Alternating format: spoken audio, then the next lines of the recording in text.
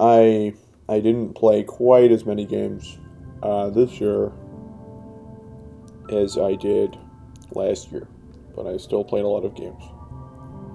And again, we return to the horrible uh, year in review video where I do nothing but talk at you about my opinions for hours and hours.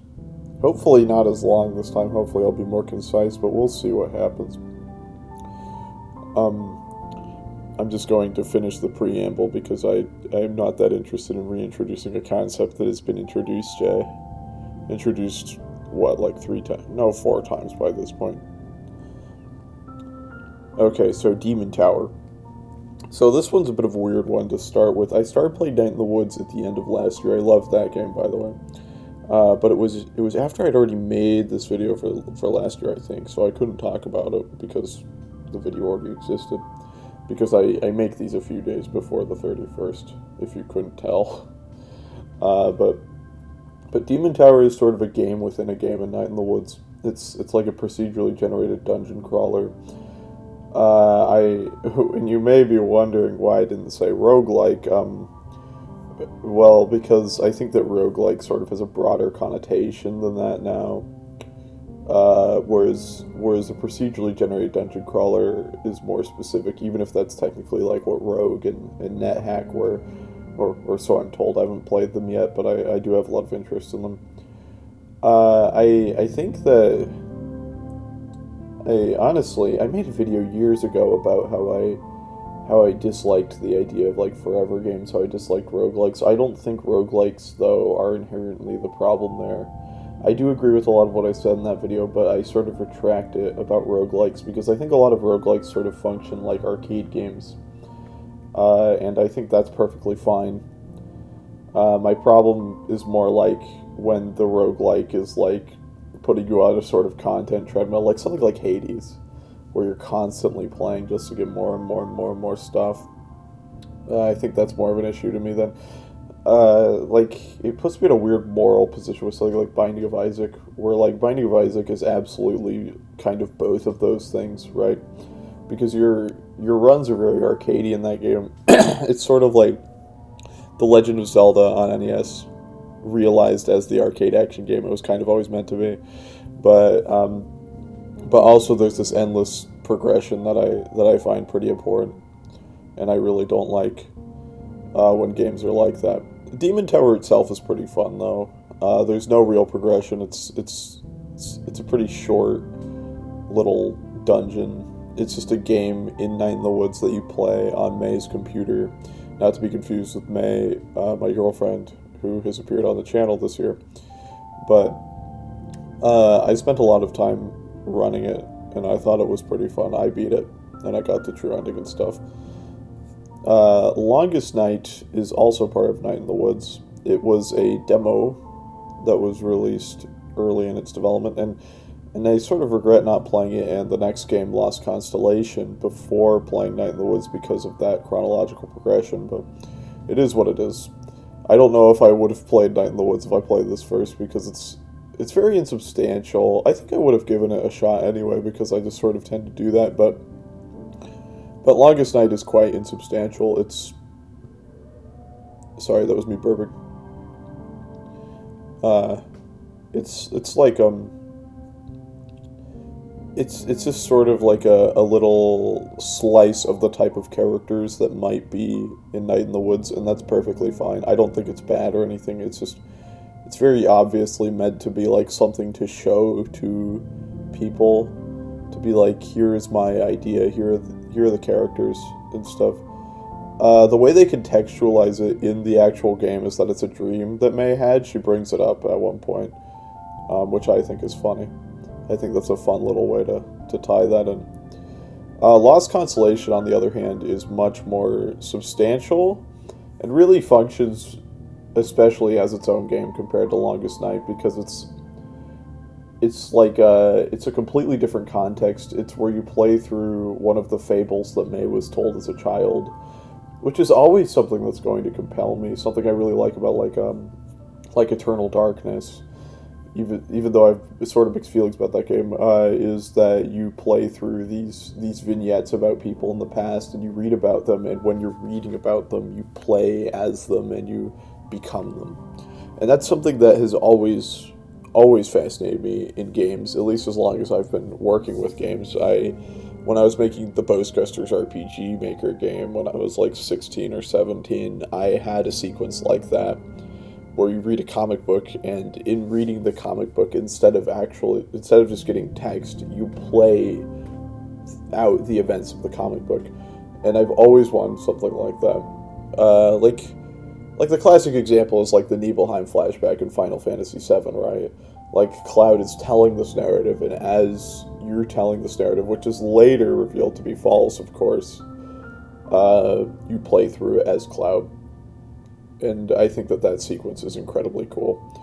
And I've always wanted to do something like that. And this sequence, well, this game is sort of like a little 3-hour examination of doing something like that. You play out this mythic character, and even though it was made before Night in the Woods, I think it's cool that if you played Night in the Woods first, like I did, it sort of has this added context of this character who you hear about the entire game, but ends up being the focus of this little side story, and that's really cool to me. This little lost prologue, as Sonic and the Secret Rings might call it. Dr. Mario 64 is a game that I started playing kind of as a joke, because there was an issue with me getting more college classes early in the year, and instead of like drinking, I've never drank before.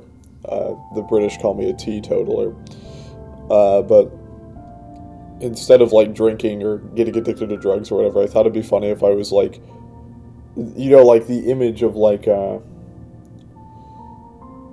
man plastered in a bar, like Mr. Denton on Doomsday, Season 1, Episode 3, Twilight Zone type of thing. But instead of that, it's like me bereaved, like playing Dr. Mario 64 or something. I thought that was a really funny concept. So I just started playing it a lot. And it wasn't like a problem or anything, but it is a really, really fun game. I'm pretty good at it. I should play the original Dr. Mario at some point, which somehow I haven't, even though I grew up like a Nintendron. And I love Tetris, even though obviously they're different in a lot of ways. I really like action puzzle games though, and Dr. Mario 64 really spoke to me. I think it feels even better with an actual Nintendo 64 controller. It's a cool game. If you're looking for just like a satisfying puzzler, well there you go. Also, it's really funny that it's like a Wario Land 3 fan game. I've known about that for years, but it never fails to surprise me. It's just why? What was the motivation behind making all the characters Wario Land 3? Whatever. Slay the Spire. So going back to what I was saying about roguelikes earlier, this is another one that I have a lot of fondness for. I like the gameplay loop a lot.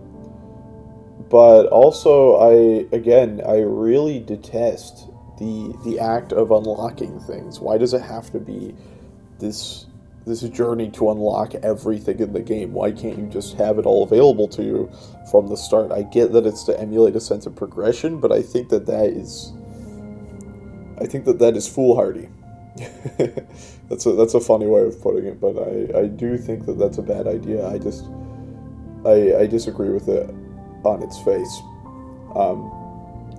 But despite Slay the Spire being kind of ugly and tweened, and despite it having kind of a terrible soundtrack, like maybe one of the worst in any game I've played this year, just peak orca slap, I think the mechanics really carry it.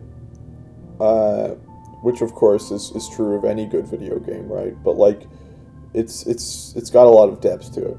There's a lot of really fun stuff you can do. There's a lot of really cool setups. I like how distinct each of the characters are. I like their little arsenals. I really should play more of it. I still haven't beaten it because I sort of just stopped playing after I lost access to May's Steam library, which I will get back at some point since she moved in. Pushover. I feel bad commenting on this because the person who made this game and I don't really talk anymore. But I did think it was cute for what it was. It's not very substantial, but like that, I don't know, that's never stopped anything from being good. It's like a little short vignette about this rabbit girl. It's very aesthetically promising, and if the person who made it is watching this, I am interested to see what you end up doing in the video game space if you ever return to it, because I did quite like that game aesthetically. I don't really have much else to say though, out of politeness. Not because I thought it was bad, or because I think the person who made it was bad. If I thought she was bad, I would be mean. I'd be quite rude. But I just don't feel good talking about it beyond those basic points of praise. And Nobuhiko Obayashi mentioned. Tetris Attack is great. I talked about Panel de Pon last year. Well, Tetris Attack is like if Panel de Pon had worse aestheticism, but that's still Panel de Pon hiding underneath that, you know. So it's still great. Matching tiles, satisfying action puzzler. It's just a good time. I can't really say much about it because other than like its actual sprite work, it's literally the same game, to the point that they even have the same soundtrack, and it comes off a lot funnier listening to like these sort of somber guitar tones while you're battling Raphael the Raven from Super Mario World 2 Yoshi's Island. Like there's just a very funny tenor to that sort of situation. I guess I should clarify. I sort of spoke with the assumption that everyone would know what Tetris Attack is. Tetris Attack is the American remake of Panel de Pon, which features characters from Yoshi's Island. Why? I don't know. Why is it called Tetris? I really don't know. Panel de Pon is its only similarity to Tetris is that it's an action puzzle game. It does not play like Tetris in the slightest. Joust is a very unique arcade game that I'm sorry I didn't play sooner, because it has such a distinct mode of play. The way that movement works, you have to really think about your positioning in a way that most games don't ask you to, and your acceleration. And it's so aesthetically fantastic, just like set against this black void. Sorry, burping. And these really evocative, almost Mobius.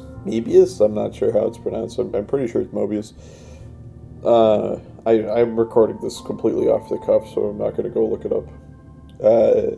Esque designs to these birds, like this sort of portrait of this world so long after the end of everything we recognize that it's become completely different to what we expect, which I think is always really cool, sort of Panzer Dragoon-esque.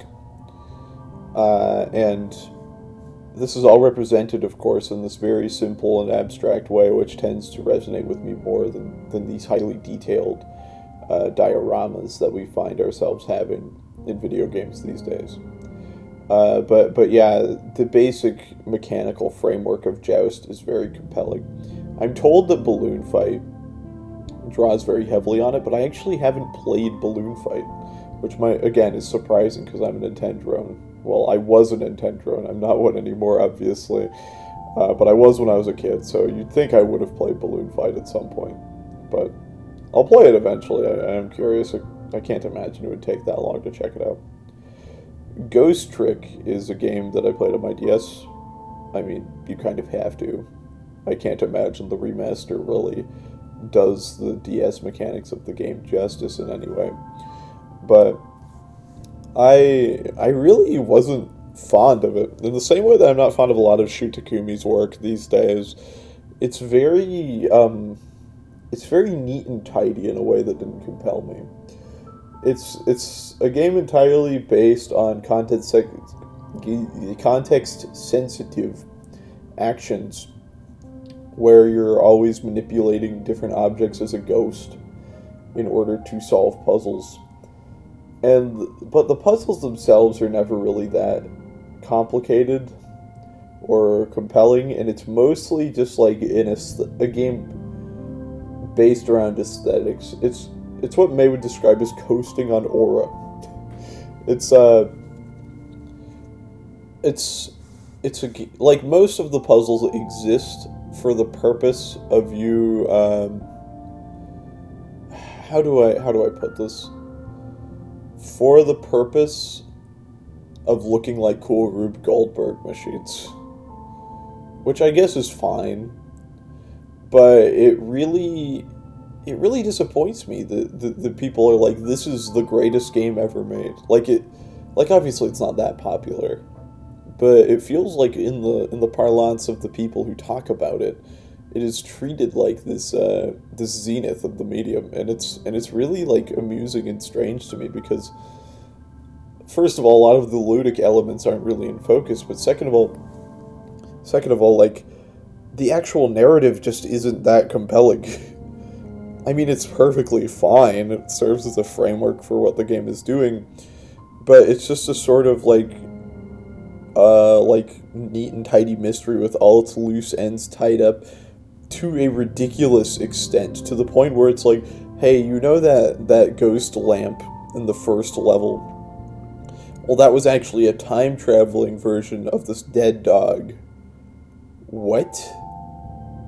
Like, of course it makes perfect logical sense within the narrative's internal logic, or whatever, but it's utterly stupid.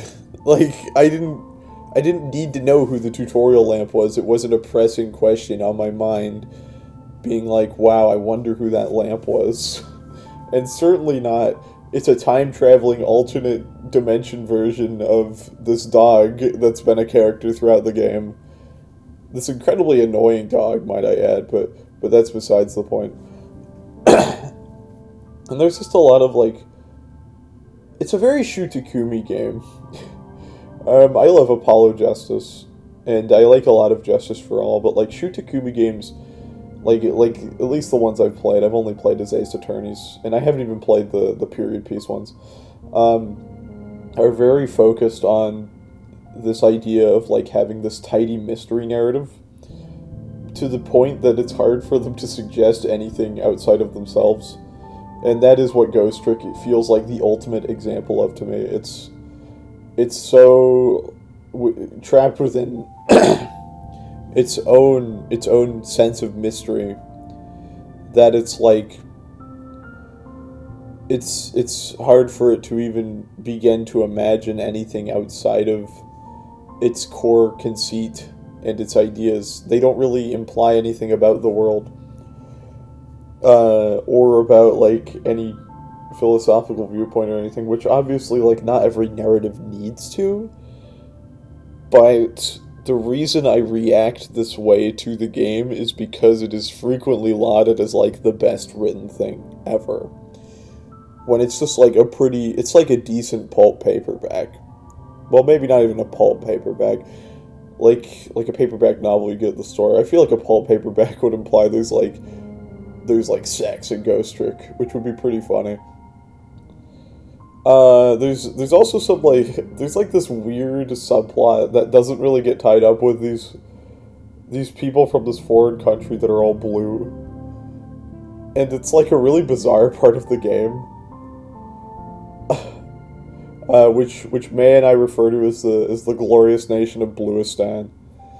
It's like kind of weirdly racist. It's like, we need the villains in this game to be people from another country, because I guess we can't imply that Japanese people are villains. We need them to be scary foreigners, but also we can't actually implicate any real country because that would be too racist. So we're just going to make them blue. It's very strange. Their aesthetics seem to imply that they're like some type of European, so I guess it wouldn't really be even that racist. But like, it's just a really weird plot point. I've thought about it a lot, the glorious nation of Bluistan, because I'm so curious what led them to do that. Next is Guilty Gear X Advance, which I played as a joke. I haven't actually played Guilty Gear X before. But Guilty Gear X Advance is a very, very funny version of it. That I was put on because Maze Mister has a GBA core, like a GBA split screen 2-player core. And so I was like, okay, fine. We'll play Guilty Gear X Advance on here. And it's exactly what you'd expect a fighting game on the Game Boy Advance, a system that has 2 face buttons, to be like. It's highly compressed, especially since the Game Boy Advance's sound chip is so bad. Well, it's not that it's so bad, it's that it doesn't have a sound chip. It used its main computer chip to also process sound, which is why it has that little fuzz in it. And it's a really funny way to treat Guilty Gear, which is a series that is very highly focused on its sonic aesthetics, as in music, to be so reduced to be on the GBA sound chip. I think it's very funny. It's a funny novelty. I like to imagine some people playing it using the link cable in like a cafeteria or something in like the mid-2000s. It tickles me. Bubble Bobble is just great. I don't have to tell you that. It's an arcade classic. Extremely colorful, extremely pretty. I'd only ever played Puzzle Bobble before, so I didn't really realize that Bubble Bobble was straight up like a 2D action platformer, but it's a really good 2D action platformer. It is also incredibly hard, but that makes it very special to me. I quite like Bubble Bobble. It's hard to even explain. That's the problem with these videos, because when you get to the really great stuff, it's hard, because you're like, yeah, everyone knows Bubble Bobble is great. Like, duh. Who doesn't like Bubble Bobble? Whatever. It's fine. It's a great game. Picross DS. I played a few Picross games this year, because I had never really done nonogram puzzles before, and I really liked them. And I found it to be delightful. I quite liked Picross DS. I don't really have anything else to say about it. If you've ever done a nonogram puzzle, you know what they're like. They're very satisfying to complete. Picross DS has a lot of nice aesthetic twinges to make them more fun. It has little animated puzzles that you uncover. And I really like the soundtrack. It's very nice. It's a really cool game. Like Crusader of Senti. Ratchet and Clank. Oh my god. So, to preface my Ratchet and Clank thoughts, I will give you a little story. I mean, I'm already telling you a story. I'm telling you a story about my opinions, but basically, for the better part of, I want to say, 3 years, I knew someone who was very insistent that Ratchet and Clank was this very, very serious social commentary. Well, not serious. Very funny and biting social satire on the nature of capitalist society. And I was always like, wow, that's surprising, because, you know, it's Ratchet and Clank. So this was the framework I went into playing this game with. And of course, it has about the level of biting satire that is present in Shrek. Like, you know the sequence in Shrek where they first head into Duloc, which is the castle of, like, the king, and it's sort of like Disneyland. Like, that's the joke. It's like this abandoned Disneyland that's overly gentrified, overly sterilized. And, like, I mean, it's not the funniest thing in the world, but, like, it's a funny joke.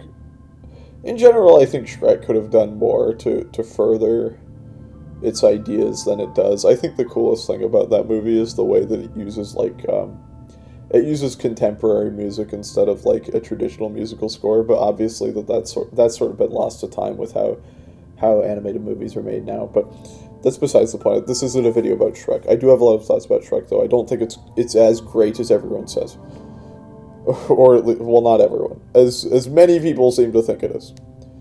I'm surrounded by Shrek fans, but whatever. The point is, that sequence in Shrek where they first enter the faux Disneyland, that's kind of what the entirety of Ratchet and Clank is like. It's moments like that where it's like, gee, stuff sure is expensive, all the time. But like, instead of being,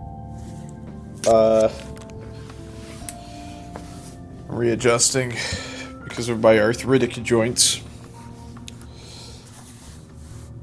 Instead of being something you actually have to really mechanically contend with, again, sort of like how Shrek doesn't really actually experience that much difficulty because of his position, even though the movie really tries to convince you he does. To the point that, like, in, like, later Shrek literature, he's like, damn, I miss the good old days when I was a stupid ogre and everyone hated me.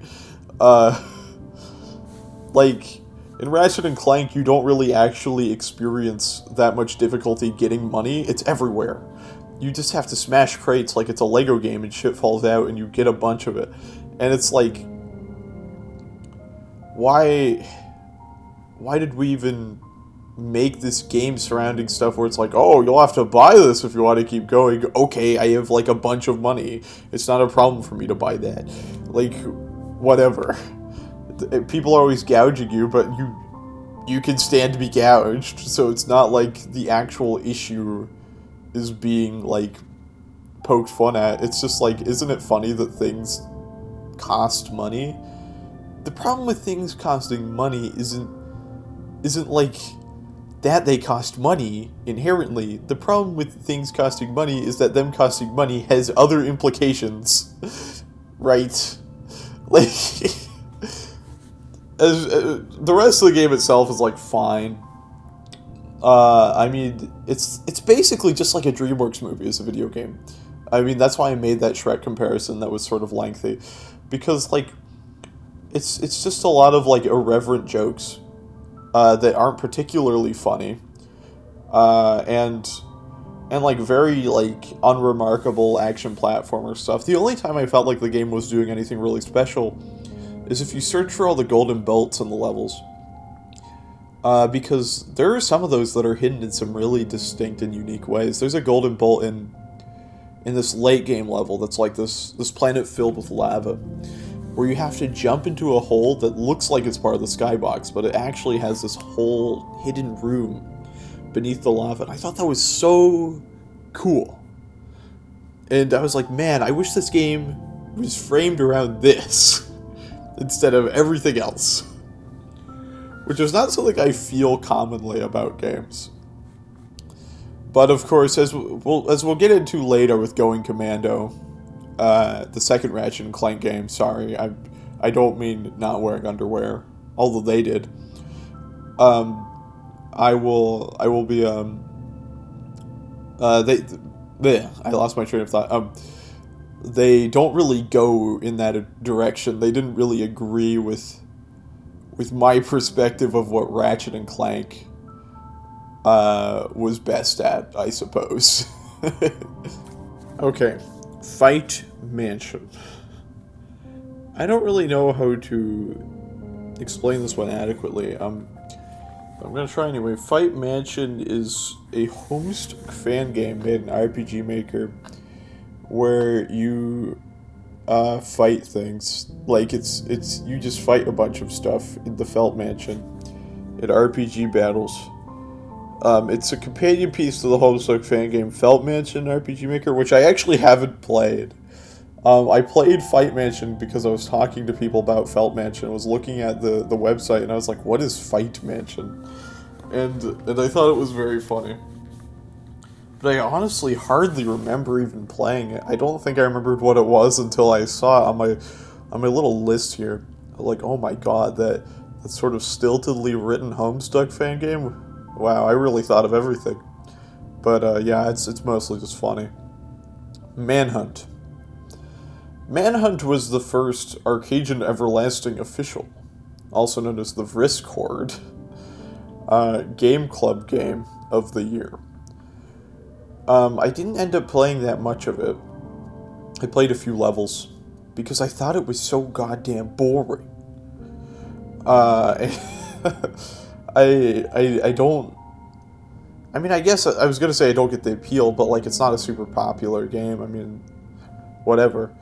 But like it's like it's. I haven't played any other Rockstar game, but like it's a really boring stealth game, and like the whole conceit of it, which is that it's like a snuff film, isn't even really that graphic. And so it's like, what's even the point of making this game? I'm surprised that retailers were banning this game. Because they're like, dude, this game is so graphic that we can't sell it. And then like it's a pretty normal video game. I I find it especially funny that they're like, we can't have actual Nazis in this game. We'll have to make fake Nazis for you to kill. Like, that would be too offensive to the Nazis or whatever. I know it's because they couldn't sell the game in Germany if they had Nazis in it, but like it's like, think about that for a moment, right? Think about the implications of that. We're going to make this game that's so grotesque, it's going to shock everyone. But also, we're going to make sure that we can sell it in certain places. Like, I get that it's a business decision, but at that point it's sort of like, why are we making this game in the first place? Right?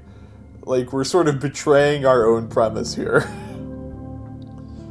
But it's like completely fine. It doesn't bode well for other Rockstar games, though. Whenever I end up playing those, I still haven't played any besides Manhunt. I don't think I'll get on with their mode of design very much. I already am not super partial to Western game developers, and especially, like, Western game developers from, like, the US or the UK. I was going to say the Anglosphere, but Scotland is obviously not, like, English. But it's still very heavily... Scottish game devs feel very heavily inspired by American ones. Super Mario Bros. Wonder is so boring. It's so ugly, it's so boring. You know, I really undervalued the new Super Mario Bros. Games when they were coming out. I think a lot of people did, because even though those games are quite aesthetically very bland, they have very distinct level design. You know, they're all pretty fun to play. Super Mario Wonder is not. Super Mario Wonder is a bunch of hallways framed around big set pieces that are incredibly annoying and gauche. And that is the game. It's maybe the worst 2D Mario game. Actually, not maybe, it probably is the worst 2D Mario game. I don't really have a whole lot else to say about it. It's very emblematic of a lack of vision, I think. It's very scattered. But those disparate pieces just don't really cohere in any way, and also just aren't compelling on their own in any way. It's literally just like a bunch of random things happening, and not in a cool way. Golf with your friends is a really boring golf game. And I've played a few golf games in my time. Not as many as some people, but I've played the illustrious Ninja Golf, as we learned last year. But something like Golf with your friends is very boring and very plasticky. It's no vertiginous golf, that's for sure. It's just really bland. And ugly, and if a golf game isn't pretty, then what's even the point? We'll get back to that later. Hotel Dusk, Room 215. I didn't play a ton of this game because it started making me pretty motion sick when I was trying to play it. But what I did play of it, I liked fine enough. I obviously can't speak to where the narrative goes, but I liked that you have to hold it like a book. Hold the Nintendo DS like a book when you play it. And I liked the art direction a lot. It's very striking. Especially when you play it in its original resolution, the illusion of it works a lot better. The pixels don't quite blend if you're playing on like a computer monitor or something. I quite liked it though. I thought it was a very, very pretty game.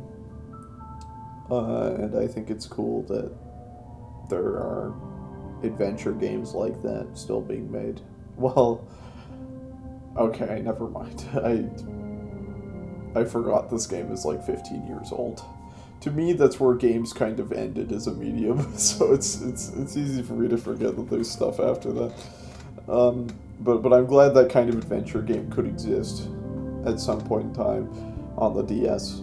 Parappa the Rapper is maybe the most difficult game I've ever played, although there is one other game that gives it sort of a run for its money that I will talk about in a bit that is similar. Because I don't really have any sense of rhythm like other people do. Part of it is due to Parappa the Rapper's particular latency issues, which are very unique to it as a game. I've never had a game with such intense emulator latency issues, even on DuckStation. It's really a game you basically have to play on CRT and on like original hardware. I guess it's not emulator latency. It's related to the refresh rate of the display. Because on CRT, I could sight read Parappa the Rapper. It was much easier. But when you're playing it on an emulator, you have to go to the beat of the music, and I don't have any sense for that. I don't know why I don't. I don't know how to begin developing that. Playing through Parappa the Rapper did not help because I didn't really know how to identify when I was doing well or not. I didn't even get through the entire game. I got to the toilet level, which is the penultimate one. I was like, I can't do this. Even though I spent a while attempting it, I spent like an hour or two maybe. It's a very, very pretty looking game though. It's very funny. It's a very funny game. I highly recommend it. Rodney Greenblatt is a great artist, but I don't need to tell you that. The Mysterious Murasame Castle is interesting. It was the second Game Club game of this year, and people talk about it like it's very similar to Zelda, but I don't really think it is. I mean, it is in the sense that they're operating on a similar framework, and they're both top-down 2D action games. But something very key to Zelda is how its progression operates, right? The Legend of Zelda has these 8 dungeons and a bunch of other goodies you can find in the overworld, and the play experience is structured around the ways that you discover those things. Whereas the Mysterious Murasame Castle is a linear action game. A very fun linear action game, might I add, where you have to go through the Mysterious Murasame Castle. It does have some Zelda-isms in the secrets you find, but again, the way those manifest is totally different, because you have to search the maps to find them, sure. Okay, it's cold where I live, so I turned on the heater. It's cold this time of year, but anyway. Yeah, you have to search the maps to find the items, sure. But it becomes this risk versus reward thing, right? Because now that you know where the items are, you think, oh, well, do I want to go through those enemies to get to that item and possibly lose other resources? And I think it leads to a lot of cool mechanical complexity. I quite liked it. Not quite as much as the first Zelda game, but it is a very good action game. I'm surprised it pretty much exclusively gets talked about as the weird Zelda game, because it's not like Zelda in the most meaningful ways to me. B3313. I think this will probably be a little controversial with some of the people I know, but I think this is the one real true argument for the existence of the ROM hack as an art form. Up until this point in time, I had sort of dismissed the ROM hack out of hand. I just didn't think of it as being something worth taking seriously, but B3313 showed me that it could be used in a way that made sense, because most ROM hacks when you play them, even the ones that are decent, you think the whole time, this will be so much more interesting if it was its own thing, if it wasn't attached to a franchise or whatever, if it was built to be its own thing. And B3313 is the one ROM hack I've thought this absolutely has to be in conversation with Super Mario 64 to be appealing. Because without that, the entire premise just doesn't exist. It's all about the weird fantasia that Super Mario 64 exists in for people around my age who grew up on the internet, grew up playing it, grew up seeing the myths and the weird culture surrounding it. And I think it's a really good haunted sort of game because of that. I don't know anything about the supposed lore readings, but I don't really factor those into how I view the game because I think they're sort of hokey. I clarify that because I've met a lot of people who are like, oh yeah, I thought I'd like that game, but I hated the lore. And I'm like, what lore are you talking about? It's not really something that's in the game at all. It's something that was like invented by fandom adults, like a lot of lore. But as a weird, abstract, bizarro Super Mario 64, I think it's great. I think it's an awesome game. One of the top 10 games I played this year for sure. Donkey Kong 94 is a game that I was a little disappointed by. You always hear that it's like an incredible game for the Game Boy, which, let's be frank here, the Game Boy has a lot of incredible games on it, so already it's a little silly. We're like, what are we doing? But I think it's pretty fun. I just think it's really long for what it is. And I think the game, like, insists upon its core gameplay loop too much. Because I just don't think it's enough to carry, like, 100 levels. I think the initial twist of it not being a Donkey Kong remake anymore at the beginning of the game after the first 4 levels is really clever. And sort of ambitious. I don't think I've ever seen anything quite like it in a game. I mean, obviously there's stuff like the Tanker chapter in Metal Gear Solid 2, but I mean specifically like recreating a specific old game and then actually saying, no, here's the actual game behind it. Like, it's pretty cool. It'd be like if I remade Space Invaders or something, and then, like, it turned into, like, some sprawling Elite clone or something, I don't know. I'm just riffing here. But the actual gameplay loop, the core puzzles, just don't have a lot of juice in them, unfortunately. I think some of the movement tech in the game is pretty fun, though, which is funny to say. And I'm glad it has fall damage. I love Donkey Kong fall damage. Sylvie Lime is a game that is mostly of interest because of how it controls, which should be more games, frankly. But it's a platformer where you sort of just nudge your lime in directions and it goes in them without friction. And that makes it very... and by friction, I mean like literal physical friction, not game design friction. I mean like actual sliding across the screen. And it leads to some really interesting level design and stuff. I didn't play a whole ton of it because it kind of stumped me, but I thought it was really, really cool. I was very impressed by it, and I should play more of Sylvie's games because I did like that one a lot, and I wasn't aware at the time that she was sort of a prolific game developer, but I absolutely am more interested in her now that I do know that. So when I was talking about Parappa the Rapper being incredibly difficult earlier, I said only one game I found harder, and that was Jammer Lammy, which, while in Parappa the Rapper, I got pretty far into the game, even though I was having a lot of difficulty. Jammer Lammy, I could not beat the first level of... That's how hard it was for me. I don't know what it is about me that's so wrong.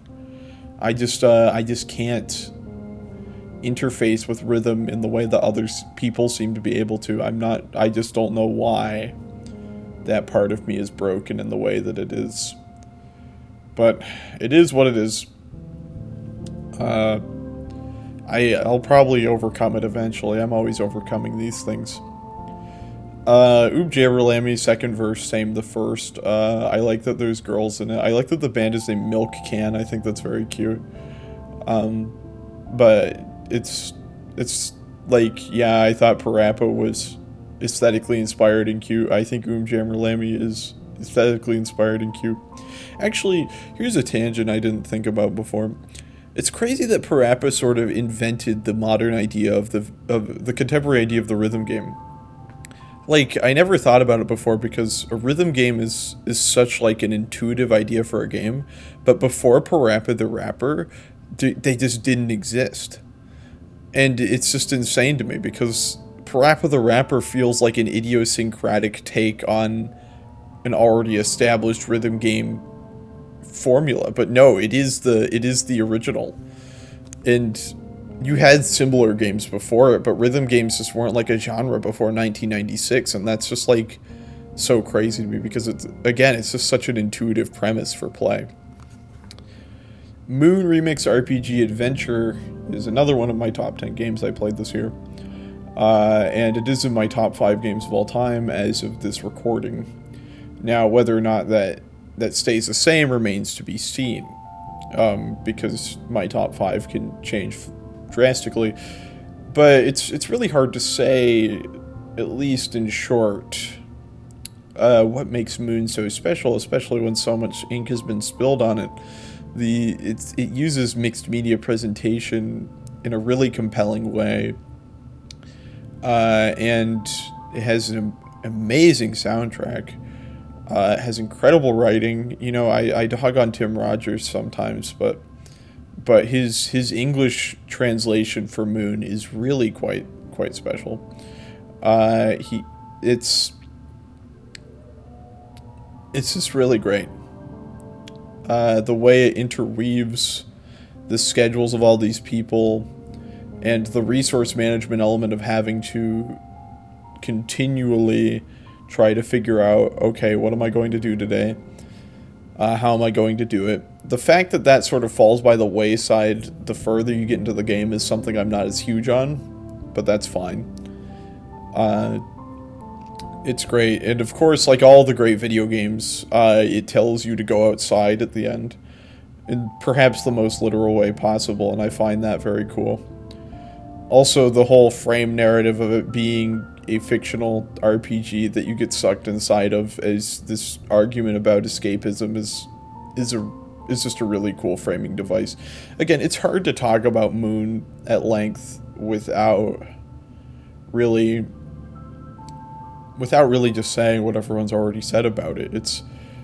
It's the sort of examination of games as like this sort of relationship to games as these escapist texts, and how we contend with that relationship to those games, and how we break free from those escapist tendencies while also carrying with us the parts of those games that spoke to us on a more metacognitive level, like the way that the characters sort of come into the real world at the end. I think it is very, very cool. Police Knots is a game that I think gets a sort of bad rap, right? I played through it earlier this year as part of my research for the Metal Gear Solid 2 video.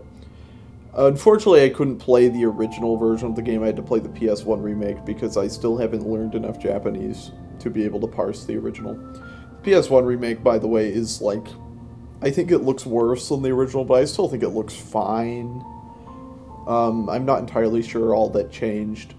I like that the fan translation added biovestites, though. I think that's funny.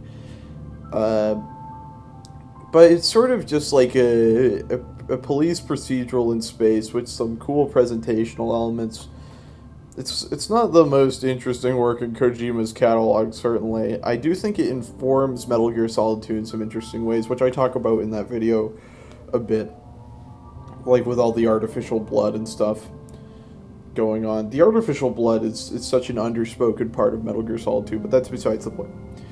The main thing that really bothers me with the way this game is talked about is that people are always like, it's so misogynistic.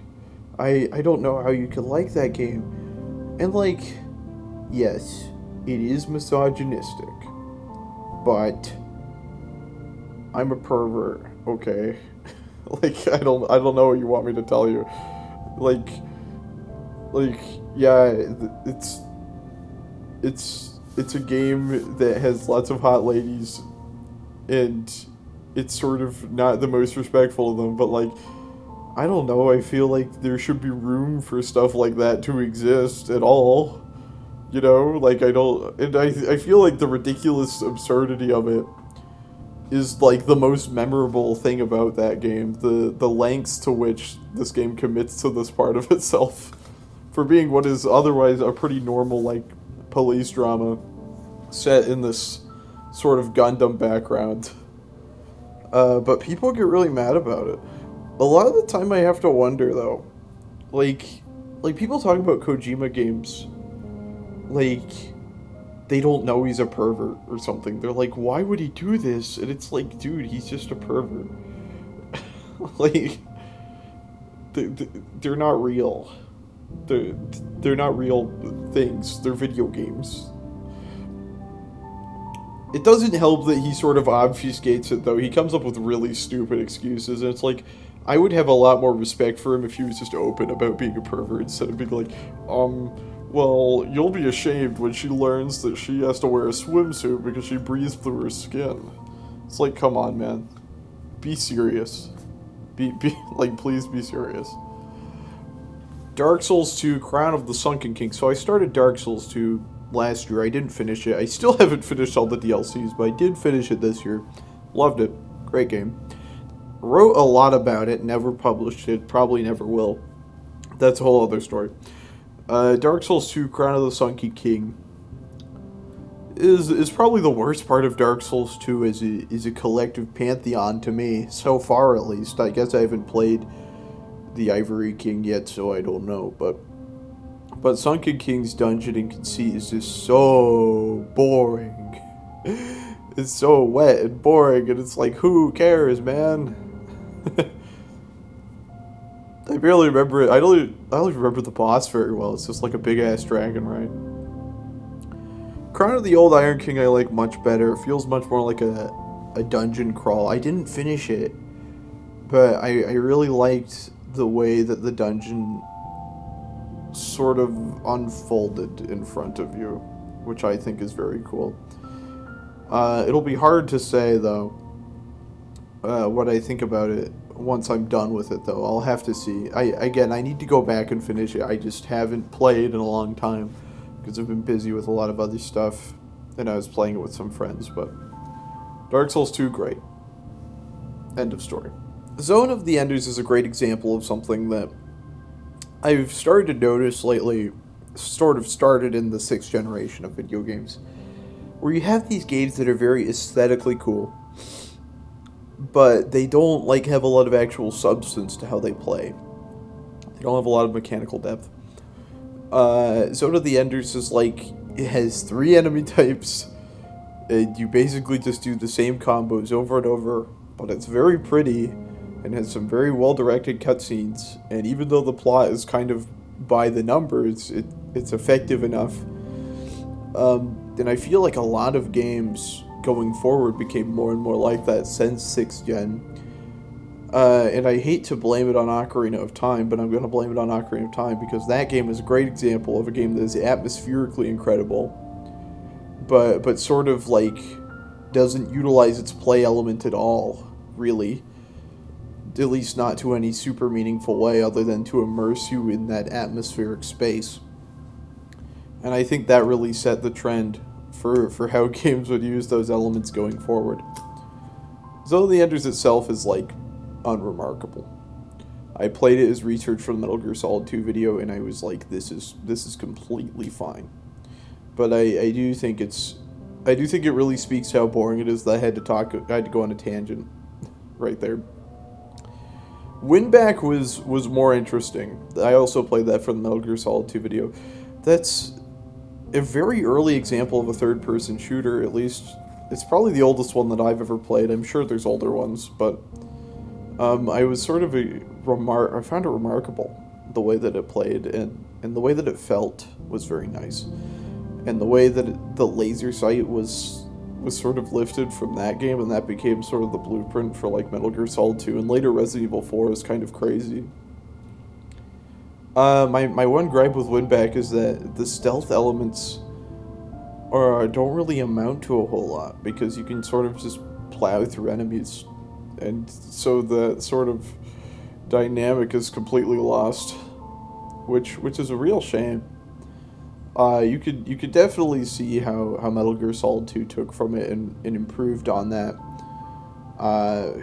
And it's a very interesting relationship those two games have because most people in the West have never even heard of Winback, but it had very strong influence on Metal Gear Solid 2, and Winback itself is already sort of in response to Metal Gear Solid. But it's also very distinct. I mean, the third-person over-the-shoulder camera alone, like, completely changes how you interface with it. It's a very fun game. It's sort of brainless, though. Metal Gear Solid VR missions is something that I feel sort of bad for skipping when I was playing through the Metal Gear games initially. But I played it for research for Metal Gear Solid 2 because it does come up quite a bit in that game, as you know. And I think it's really, really fun. I already think the original Metal Gear Solid is quite fun. I mean, I think the original Metal Gear on MSX is quite fun. But Metal Gear Solid VR missions is truly something else. I really like the way that each of the individual missions and objectives are structured. It's really satisfying to play. I love the whole aesthetic of the thing. I just think it's cool. I like the model viewer a lot too. I like looking at women. I think that part is pretty awesome. It's funny that even in the fucking VR missions game, Kojima could not prevent himself from being somewhat leering, but you know, I get it. Drowned God Conspiracy of the Ages, I don't remember why I played it. It's been on my mind for a long time. And obviously I ended up making a video about it. I'm sort of canceling the rule that I used to have where I wouldn't talk about games that I made videos about because my videos have become so esoteric that I think it's worth it to also have my unfiltered thoughts about them. Drowned God is such a fascinating game because it's like a cursed manuscript or something. It's like the actual Necronomicon or like the Panoptic manuscripts or something, because it's this game that is fundamentally tainted by the fact that its creator has murdered someone in real life, has actually killed someone, which is crazy, right? And I think that alone fascinates me a lot about it, but that is compounded with the fact that it's this dive into all these conspiracies and occult imagery and stuff, this sort of Gnostic like insanity. And I don't actually believe Harry Horse believed this stuff. I think he was a con artist. I don't know why he killed his wife, but I guess we'll just never know the answer to that one. But I do think that he commanded a very strong sense of what these people believed and made it into something that would appeal to them, even though it wasn't super successful. I mean, it was successful enough that he almost made a sequel to it, I suppose. Unfortunately, with all that said, and this is something that I always get side-eyed for, this is one of my favorite games. Oh, hold on. There was a plane overhead. This is one of my favorite games of all time. Yes, of course, its creator is morally repugnant in maybe the most comical way possible, but that just sort of makes me more interested in it. Because, it's not like he's still alive to benefit from me talking him up or anything. I think he had a very strong sense of writing and aesthetics. I think that Drowned God is like a real tour de force. It's just also maybe one of the most evil video games ever made, but also that lends itself to its own ideas, which is very fascinating. I mean, if you want to have my more structured thoughts about it, you can watch my video, but that video itself even doesn't really go into all of it because I spend so much of it like doing that sort of parody of the game in the style of like that one Serial Experiments Lane episode, which I really wanted to do. That was the reason I made that video, was just because I wanted to sort of try my best to crib that section of Lane. Whether or not I did so successfully, you can debate, but I had a lot of fun making it. Making the Enochian script subtitles took a really long time, but I am very proud of how that part of it turned out. Pangyo was what I was talking about earlier when I was saying, oh, golf games, you have to be beautiful, or else what's the point? Incredibly cute game. It's really weird. It's a golf MMORPG, but because it's been taken down, all of those sort of exploitative systems that MMORPGs typically engage in don't really exist anymore. So it's kind of just like a weird space to be in with other people. I played it with my girlfriend earlier this year and another close friend of mine, and it was a remarkably strange and funny game. I really like the character designs in it, though. They're very, very cute. And I mean, at the end of the day, it's still golf. Golf is just fun. Well, video game golf is. Real world golf has too many material implications to it to be enjoyable, I think. You sort of feel the specter of all the waste whenever you're playing real life golf, hanging over your shoulder. But not mini golf, though. Mini golf is much more compact and concise. It's sort of poppy in a way that makes it more fun. The Room. Now, this isn't talking about the film The Room, which I actually haven't seen yet, or the game Silent Hill 4 The Room, which is excellent. And I should have talked about my 2022 games video, but because I had really weird rules that year, I barely talked about anything. But Silent Hill 4 The Room is excellent. The Room, the mobile phone game, which is like an escape room puzzle box game, is fine. It's mostly just isn't it cool that you're doing this puzzle box? But the problem is the puzzle itself isn't really anything. It's just you find the pieces and fit them where they go until you finish it eventually. It's just an excuse to show off these very detailed models, which I did not even find all that impressive, frankly. It's a fine enough game, but I don't understand the appeal, I suppose, of a type of game where you just sort of try everything until it works.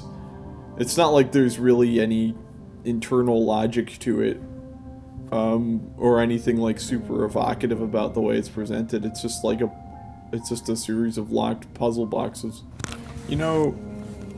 Picross DS sort of spoiled me on Picross games, because Picross DS is very aesthetically cool.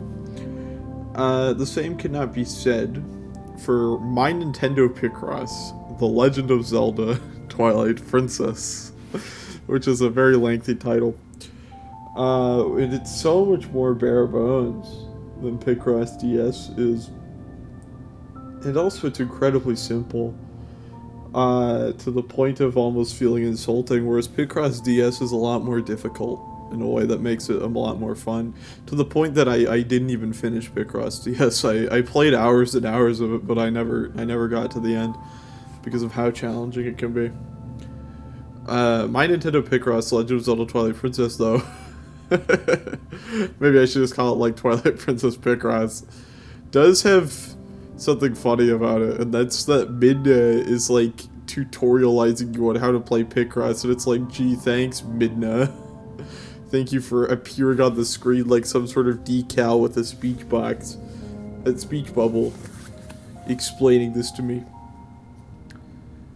While I was away from my computer for a week taking care of my parents' cats for a bit, I was I need to do something that doesn't require my computer, and I started playing Higurashi. It's very, very dense visual novel. Higurashi no Naku no Koroni. Higurashi no Nako Koroni, and I played the first chapter while I was there, Onikakushi Hen. And I thought it was very atmospherically cool, and I don't know how much of it is Ryukishi himself, or if it's the translator, because I don't read Japanese, but it is written in such a laborious and, like, tedious way. It is so boring. I don't even mean, like, necessarily the subject matter is boring. I mean the actual prose is incredibly boring. It describes things on the screen constantly. Like, I can see the facial expressions of the characters. You don't need to remind me. And overall, it's just... You know, I never valued concision that much until I became an adult. I never really got it, but I'm starting to understand why it's so highly valued in storytelling now. I do quite like the soundtrack, and I do love it aesthetically. Again, atmospherically, it's great. I am playing with Ryukishi 07's original art, of course.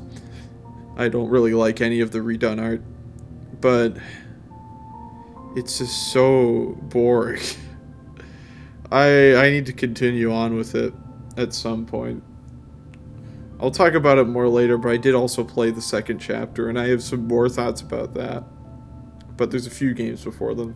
Star Wars Bounty Hunter I played is the 1313th game that I've ever played. And the reason is because of Star Wars 1313. I thought it would be funny.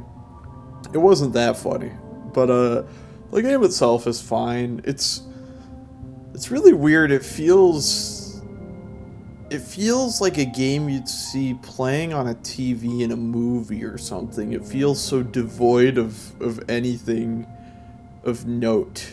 Like, it feels like what from 6th gen on people sort of conceptualized a video game as. It's got these weird empty winding hallways. It's sort of easy to get lost in kind of a cool way. And it's got, like, very agreeable combat. Like I wouldn't say it's satisfying or fun, but, like, it sort of bends to you. It's a completely fine game, but it's so weirdly flat. Like, I'm surprised it exists at all. But I guess that's not that uncommon. I guess there's a lot of games out there like that, and they're the ones that we don't really talk about, you know. Professor Layton and the Curious Village. So I'm so ready to like Professor Layton a lot. Or at the very least be interested in it.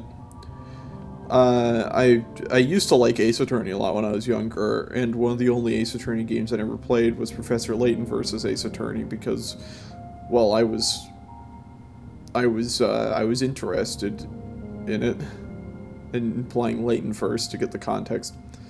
But actually playing Professor Layton kind of sucks. I think the puzzles are all fun.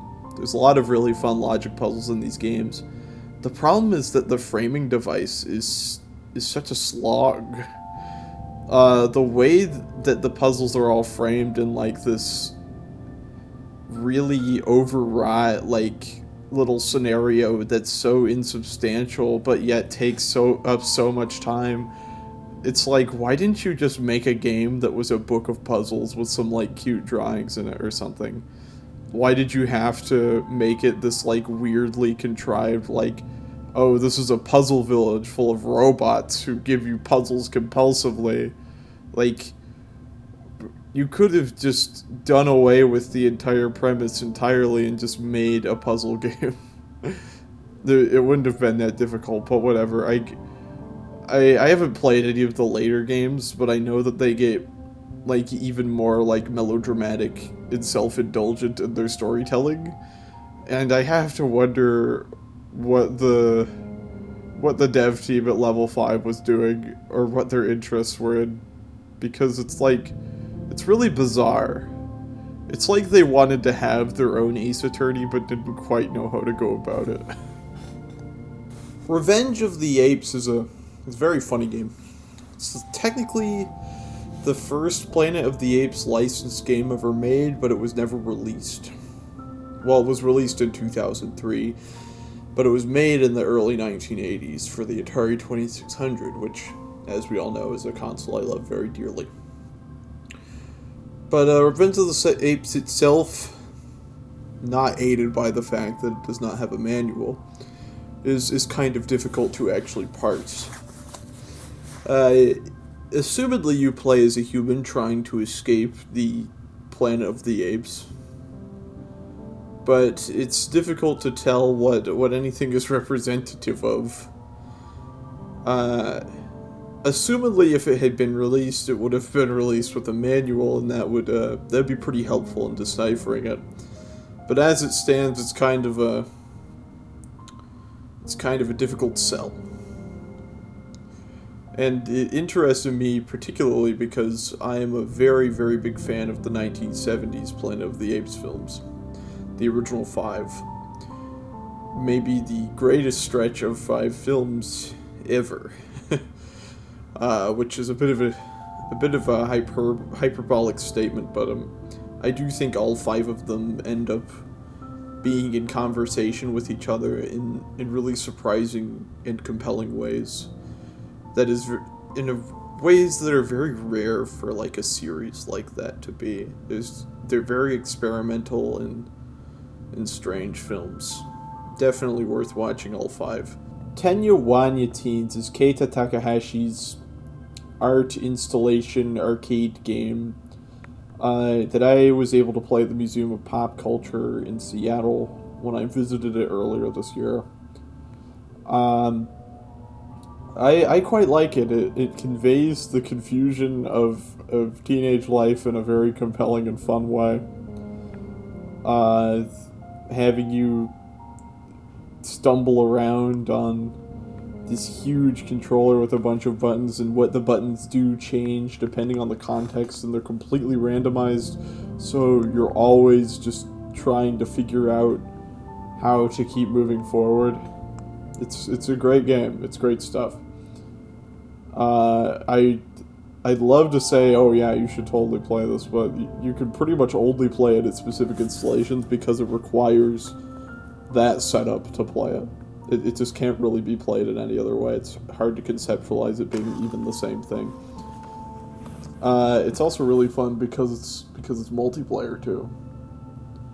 The only Keita Takahashi game I've played that has multiplayer in it, although I haven't played that many of his games. I've really only played the Katamari games he did, and one other Keita Takahashi game other than this one, which I will talk about later. Twisted Metal is a game that I'm not sure how it has the following it has, because it's very basic, and not in a fun way like, say, Pac-Man.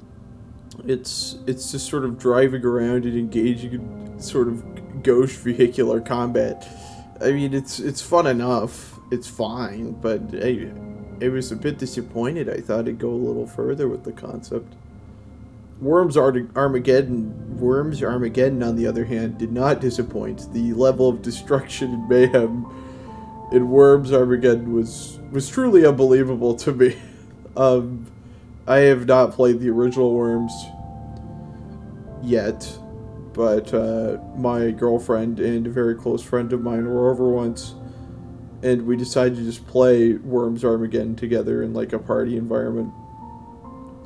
And it was mayhem.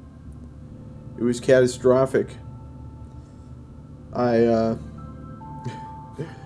don't really know how else to describe it. It's a very good tool for generating discussion and funny scenarios, which, of course, is the ultimate aim of the multiplayer video play, right? To bring people together. I quite enjoyed it. Now we come to the second chapter of Higurashi, Watanagashi Hen. And I don't really have anything to say about it that I didn't say about the first chapter, except that I think it is incredibly funny. And I don't mean this in a sardonic way, I don't mean it in like a sort of disparaging way, I mean it completely genuinely, that I find it very, very funny that at the end of Onakakushi Hen, it seems like something is about to happen. And then Watanagashi Hen is like, no, we're back to normal now. and you have to go through more reiteration of the same points from the first chapter. It is a very, very good joke. And a really brilliant way to play on the player's expectations. But, I don't really have anything else to say about it. Again, I really have to go through the rest of Higurashi. I've been putting it off pretty substantially just because I've had so many other things to do, and it takes so long, and it's not particularly entertaining. But maybe my mind will have changed on it by the time I get to the end. I've played Fortnite for the first time this year, having evaded it since its release. And it was exactly as terrible as I expected it to be. Honestly, I think, at least in the very beginning, it had some sort of semblance of identity. But now it's like, it's just the wasteland of detritus, of franchise, of toys. It's a Funko Pop video game made for people who buy Funko Pops, except a little more aesthetically pleasing, although not by a lot. It's just crossover after crossover, mountains upon mountains of nothingness, of vapidity, of other people's ideas remixed and cooked together and rehashed. It's Fortnite. It needs no introduction. It is evidence of the way that games are collapsing in on themselves right now. It's a game as a platform, and not as art. A platform for marketing and for endless crossovers and stuff like that. It's Roblox. It's just Roblox. It's not quite as bad as Roblox is. Actually, you know what? That'd be an interesting question. Which is worse, Fortnite or Roblox? I feel like Roblox has had more of a negative impact, though, because it created Fortnite, essentially, and also, like, there are some people... a lot of people I meet who play Fortnite at least play normal video games and have opinions about video games outside of Fortnite. There are a lot of people who only play Roblox games, and it's absurd. Spacehole 2016. Spacehole 2016, if you'll remember, I had a lot of thoughts about Super Monkey Ball 2 last year. Spacehole 2016 is kind of like a continuation on that idea, not in the same way as, like, Fishy is, but more in the sense of being like this really challenging physics-based precision platformer. I quite like it. I think the corny soundtrack really lends to it. I think it's a very fun game. I think it's really surreal. I like a lot of the levels. Not much to say about it, it's just cool. As opposed to Spacehole 2018, its sequel, which is even more surreal and takes on this sort of labyrinthine, fractaling structure that's super cool. And it just is full of these really evocative moments and images, and has these really cool movement techs that you only start to discover once you fiddle around with what your little ball can do. Like, you could go outside of the ball and cruise your spaceship back into it, and it keeps the momentum from your spaceship going into the ball and bounces it up. And you could use that to get to a lot of places that you thought you never could before.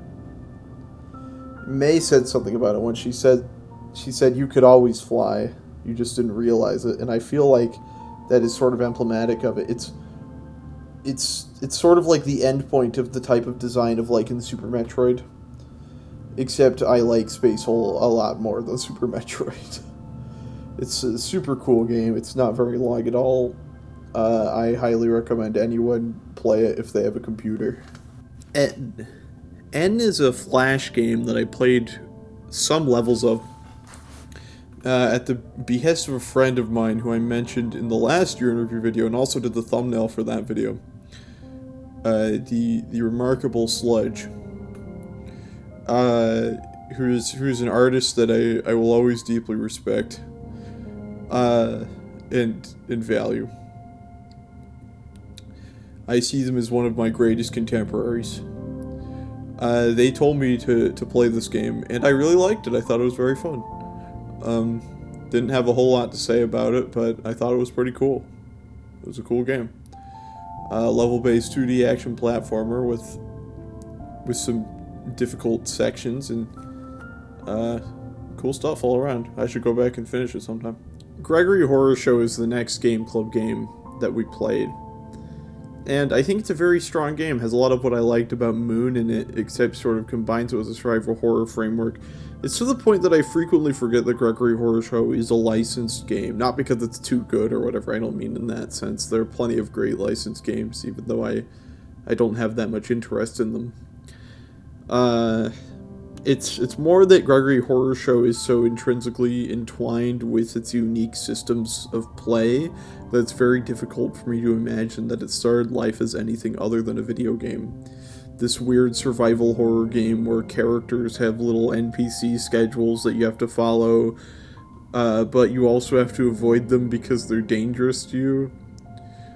Like, I've never played anything quite like that, where all the resources are so abstract, and yet all of them are things that you eventually learn how to take stock of and figure out how to deal with.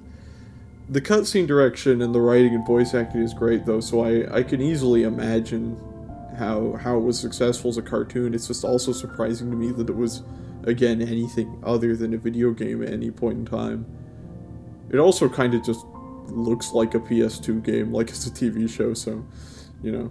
Space Hole 2020 is probably my least favorite of the, oh my god, I can't remember his name. Sam Atlas. Least favorite of the Sam Atlas games that I've played. But I still liked it quite a bit. Lots of very pretty imagery. Someone I know says it's her favorite of his games. One of my closest friends. But I don't really like it as much. It focuses a lot less on the mechanical side of things and ends up feeling more linear and straightforward by comparison. Much more of like a walking tour of his aesthetic direction, which, to be fair, is the best in the game right now. I'm very excited to see whatever Sam Atlas does next, because I think he is one of the geniuses of our times. Speaking of which, Extreme Evolution Drive to Divinity is another one of his games, which I think is incredible. But also, I just couldn't get into it as much as Space Hole 2018, and my save file got deleted about halfway through. I think it's a very cool game. The way that you change the shape of what you manipulate in terms of solving the physics puzzles.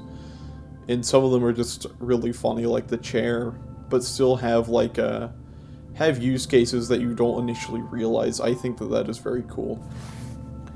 But the issue is, I just think it's a little too iterative, you know. I don't like it quite as much as Space Hole 2018 because it's a little too similar, and I find the imagery just less compelling in general than Space Hole 2018. Which, to be fair, Space Hole 2018 is in my top 5 games of the year, and it's in my top 30 games of all time, so it would have been a pretty tough act to follow. It's not as if I blame Sam Atlas for Space Hole 2020 and Extreme Evolution not appealing to me as much. The Sniper 2 I made a video about earlier this year. It was a funny thing that happened there, because I'd planned the Metal Gear Solid 2 video for years, and in the lead up to the Metal Gear Solid 2 video, I was like, what if I did a little prologue for Homestuck Day? Because people say Homestuck is cursed, right? People call it cursed, even though it's not. It's perfectly normal. It's one of the greatest works of literature of all time, but I'll get into that some other day. And so that's why I picked Drowned God to be the prologue. I also think Drowned God's specific fixation on conspiracy theories and its existence as like something that could only really exist in post-truth are very relevant to Metal Gear Solid 2. Even though I don't directly tie those things together in those videos, I think it's implicit. And during the Metal Gear Solid 2 video, I played the Sniper 2, and I was like, okay, what if I made an epilogue to the Metal Gear Solid 2 video that was the Sniper 2? And that was how that video was conceptualized. Because the Sniper 2 feels almost like it's a more commercialized and iterated upon Metal Gear Solid 2. even though it manifests in a lot of different ways, and even though it's a sequel to a different game on the PS1, it feels like it was supposed to be capitalizing on what Metal Gear Solid 2 was doing, and I found that really fascinating. The game itself is great. I mean, the sniping puzzles are very fun, and the cutscenes are hilarious. The way that the game has like opening and ending credits for every level is so funny. It's a classic. I'm really glad to have played it. Void Stranger is the sort of pseudo-sequel to Zero Ranger. In most ways, it is a sequel, and that may sound strange at first if you play a few minutes of both of them, considering they're very starkly different mechanically. But in a lot of senses, they're very similar. A character from Zero Ranger is even a major character in Void Stranger. For my broader thoughts on Void Stranger, I have a lot to say, actually. Much like Zero Ranger, aesthetically it's on point. Musically, it's fantastic. I make jokes about it being Toby Fox-esque in terms of its compositions, and I'll talk about Toby Fox's music some later. But I mean that as one of the highest compliments I can give something, because even though his music is very conventionally melodic, I think it's incredibly good. Void Stranger isn't really any different in that respect. The level of instrumentation on display is really crazy. I always love when games have such a strong command of MIDI instruments in them.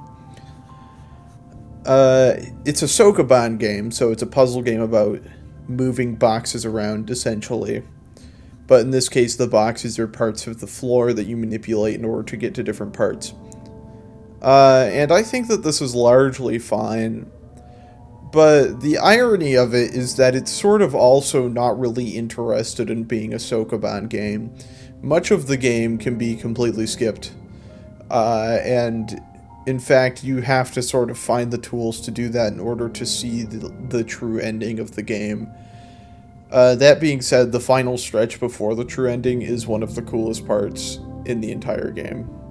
Very strong Sokoban stuff going on there. I do like the game's willingness to play with the format in order to convey different narrative beats. For example, there's a sequence that is a faux turn-based RPG. There's a sequence toward the end where it becomes a shmup like Zero Ranger, evoking that. There's a lot of cool stuff like that in the game. It feels odd to say, because even though there's a lot of stuff that I think is a point of praise about this game, I really do think it suffers a lot compared to Zero Ranger, because it's so much more sprawling and complex, and I don't think it comes together nearly as well.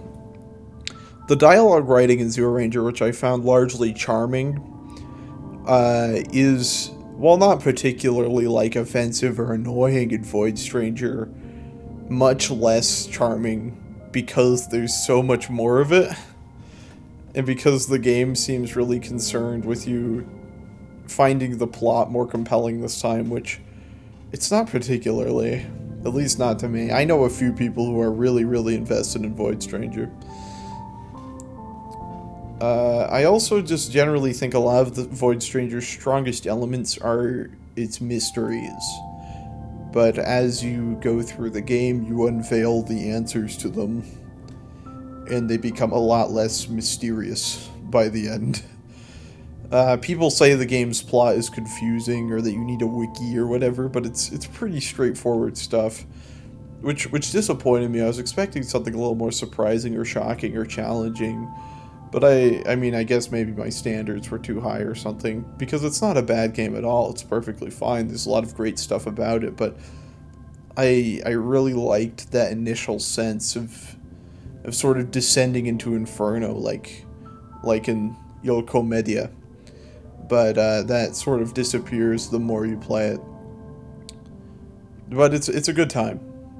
I will never understand the people who say stuff like, oh, it's a game that tortures you, because it's like, it's really easy. Like, I don't understand that narrative with most games it gets levied at, but that one especially is very easy and gives you a lot of tools to skip the parts you might have to replay. It's it is not a difficult game at all.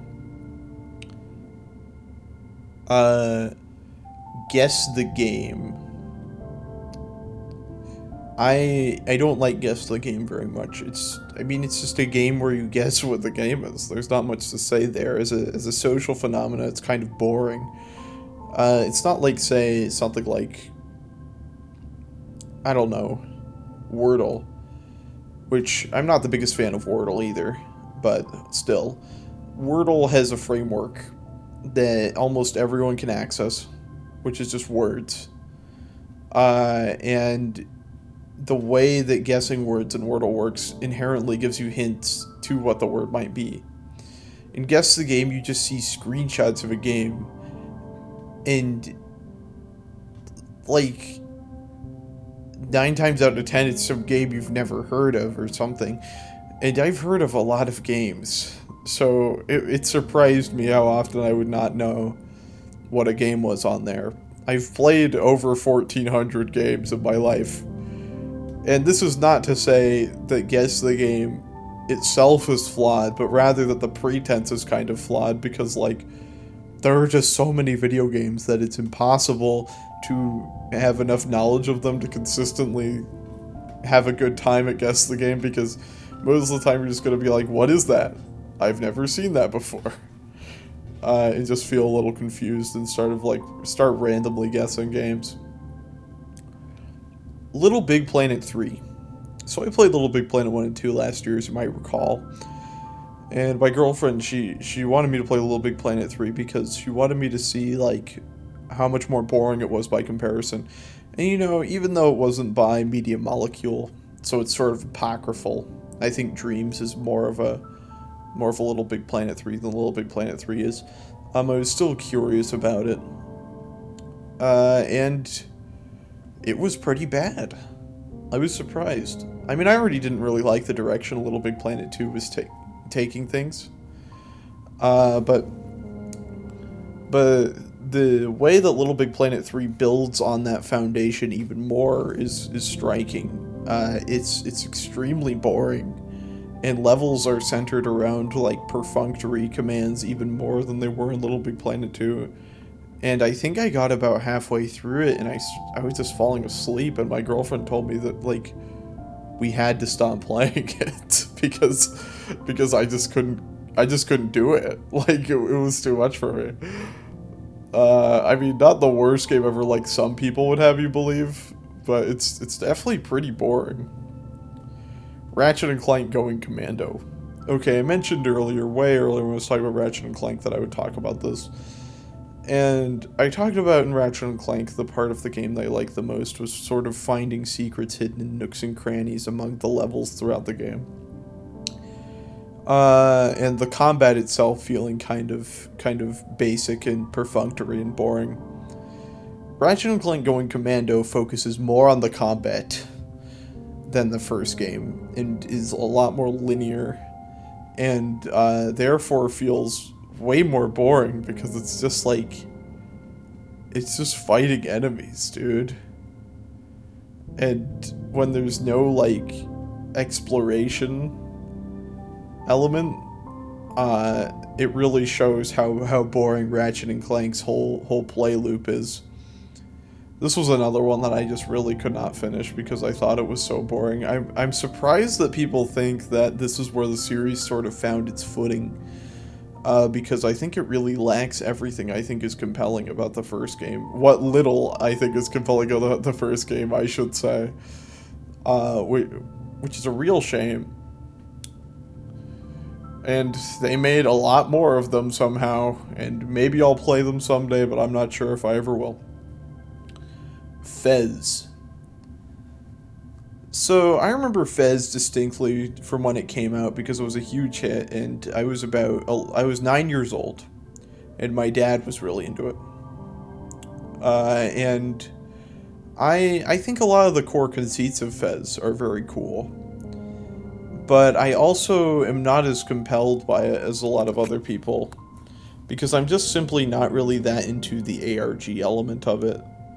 I do think it's cool that it's sort of this functionally unsolvable game. I have a lot of admiration for that aspect of it, that there is a mystery within Fez that no one knows how you're, quote, supposed to solve.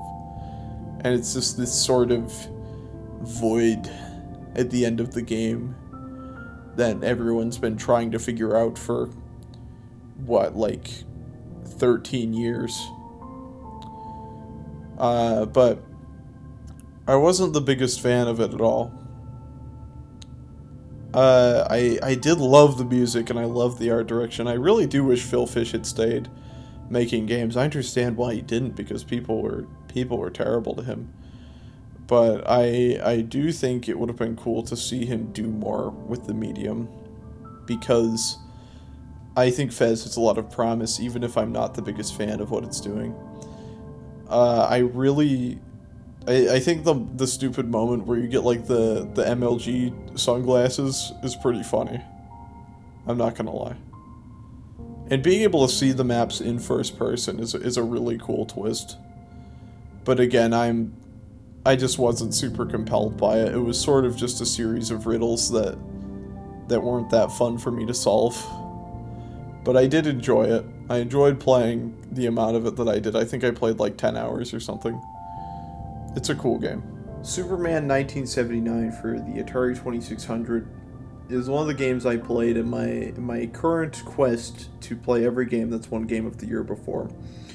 I haven't gotten very far in this quest. I sort of stalled when I had to play through a lot of the Ultima games, but Superman 1979 is pretty alright. You can see like the bones and shape of adventure present within it, but it's not really fully formed yet.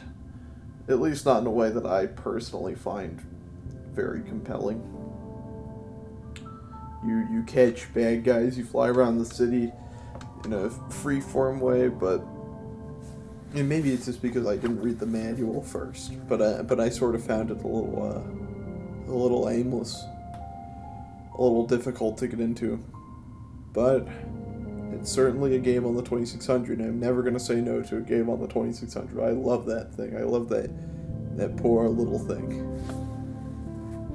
Pin Feather is a game made by my friend Ina, also known by the handle Poifa.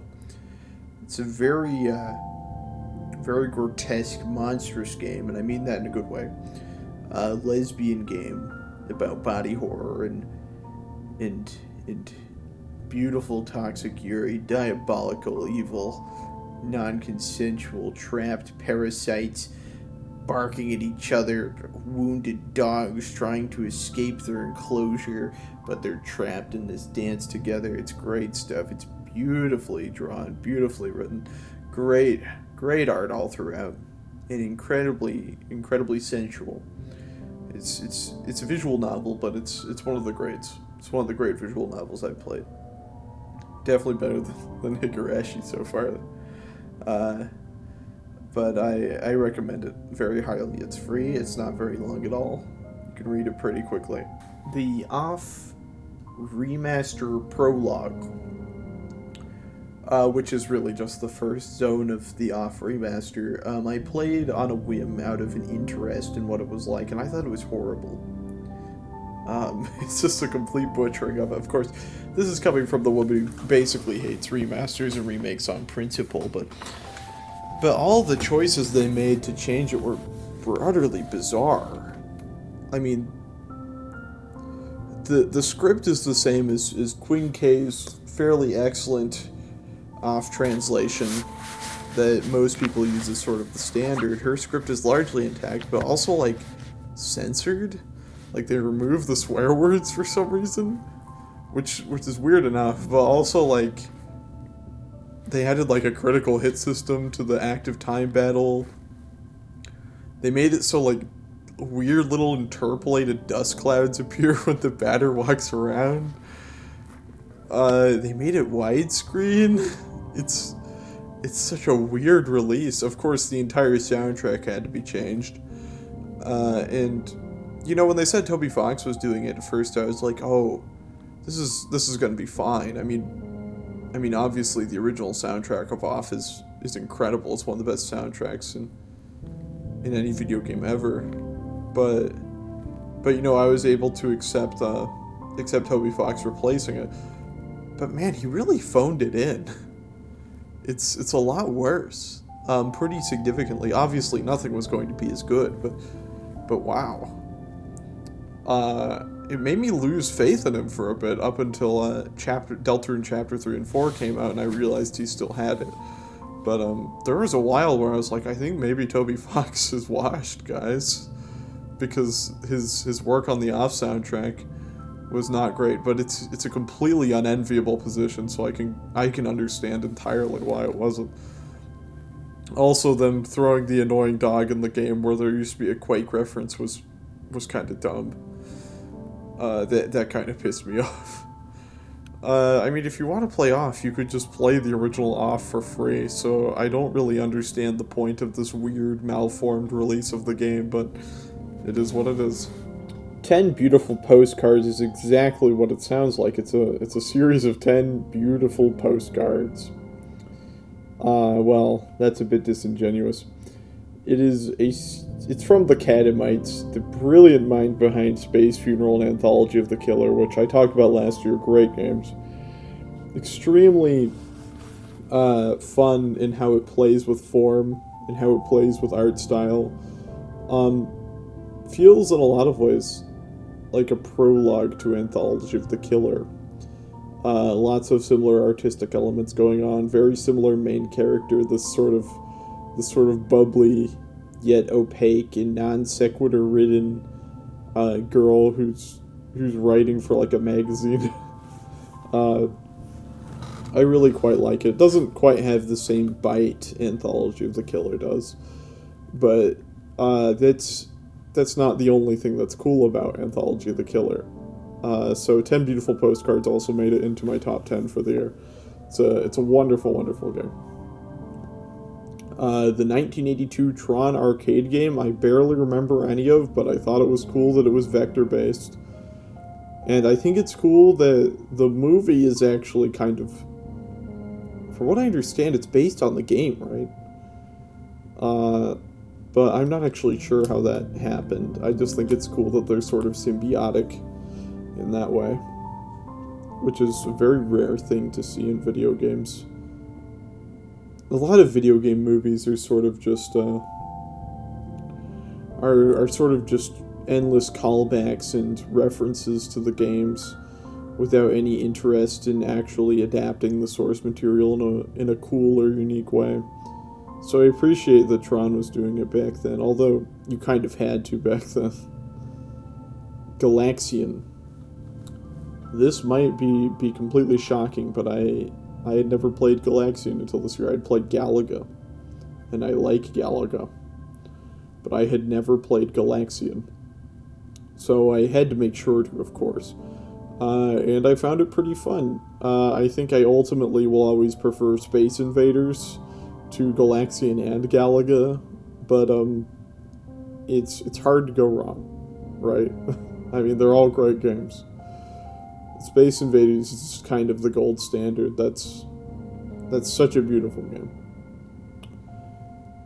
Demon Attack is another sort of shmup game. It's for the Atari 2600. It's very similar to Galaxian or Galaga or Space Invaders or what have you.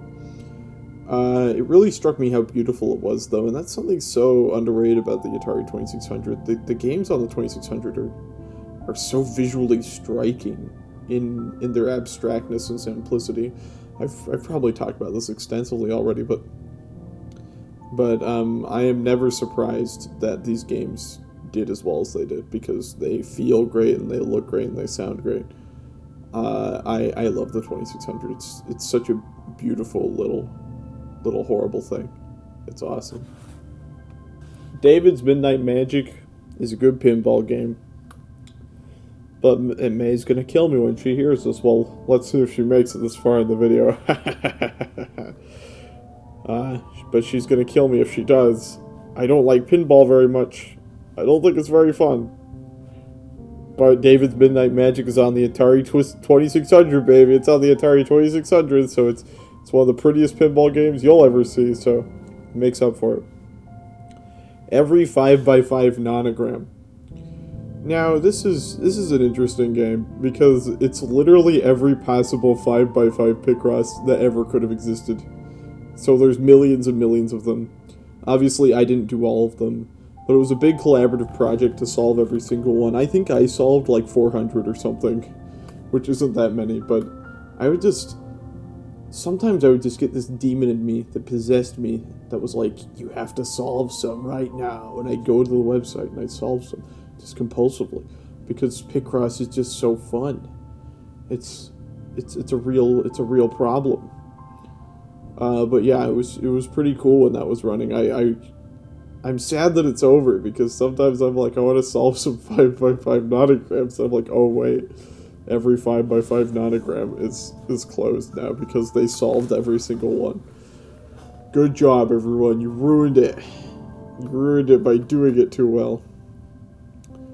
Machinarium is a point-and-click adventure game from the Czech Republic that I was recommended by my film professor at college. But I actually wasn't a huge fan of it. I thought it was cute, but it felt very lacking. Maybe it was more of a thing in like 2010 when it came out. But even then, like, point-and-click adventures were a storied tradition by this point. I mean, Grim Fandango was like 10 years before that, and, well, we all know how I feel about that game. I can never shut up about it. But Machinarium is fine. This is a problem a lot of point-and-click adventure games have, including Grim Fandango, which I just mentioned. And it's that the puzzles usually just aren't that compelling to solve. And so they're really carried by everything else. Like, as much as I disagree with the whole Grim Fandango should have been like an animated movie or whatever, like, I can't blame the people who say that, because it's not like solving the puzzles in that game is actually that fun.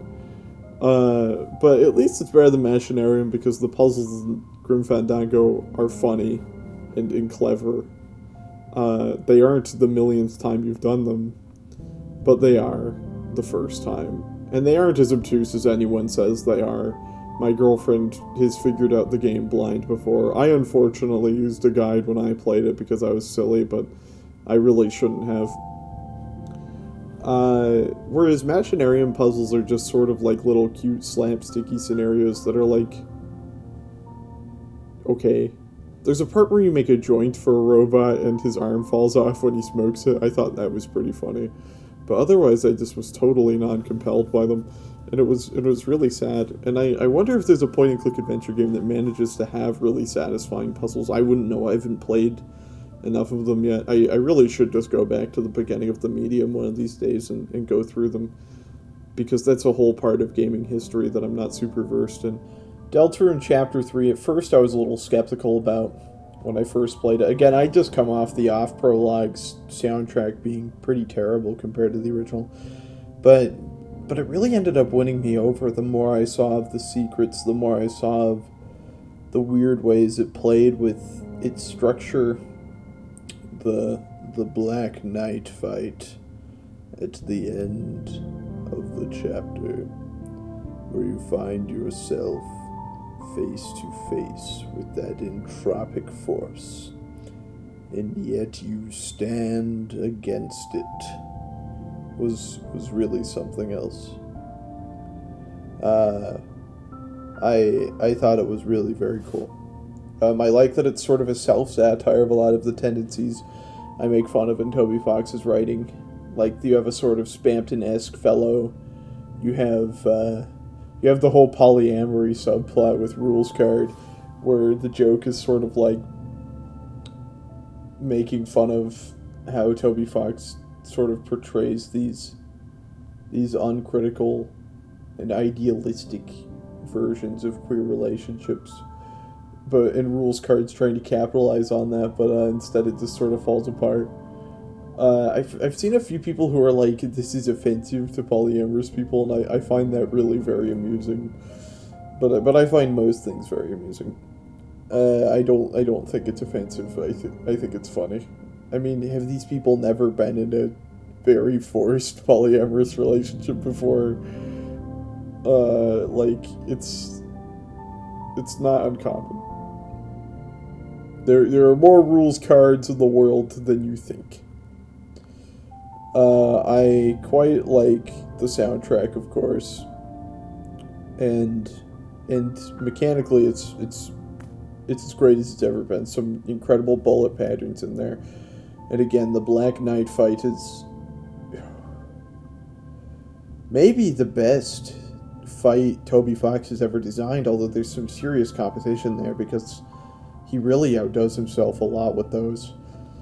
I loved it, but not as much as I loved Deltarune Chapter 4, which really upped the ante. Not my favorite Toby Fox project, that'll still always be Undertale, probably. But Deltarune Chapter 4 really struck me. The church aesthetic was incredible. The way the Dark Worlds interwove with each other, and Susie's Dark World differed from the Knight's Dark World, and they were in conversation with each other. That moment you walk into that room and you see that all of the NPCs from the original Dark World are now as statues. The most wonderful waxworks you ever saw, to quote The Magician's Nephew by C.S. Lewis. It's really powerful stuff. And of course, Gerson is such a treat of a character. I am just a sucker for old men. I mean, I adore Orson Welles. One of my closest friends is a very old man. My English professor. And I really like the way that Gerson is used here. I like Gerson a lot in Undertale.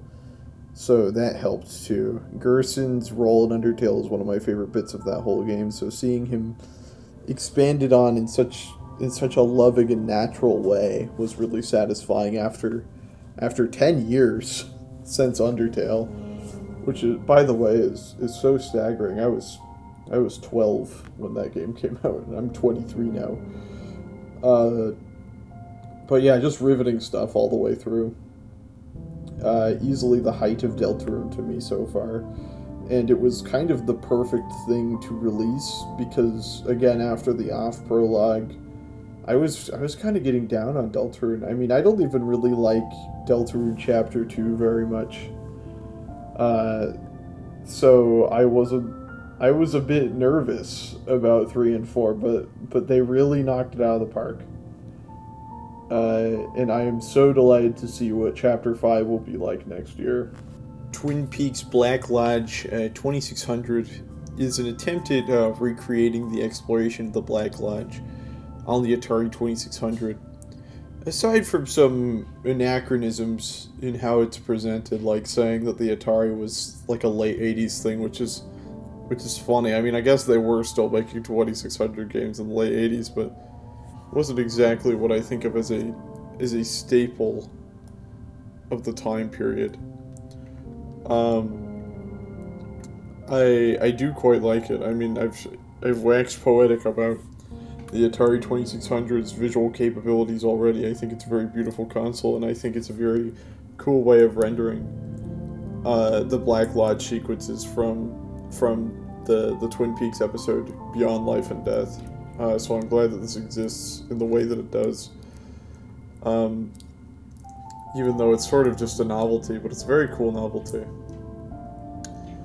The Final Fantasy VII Remake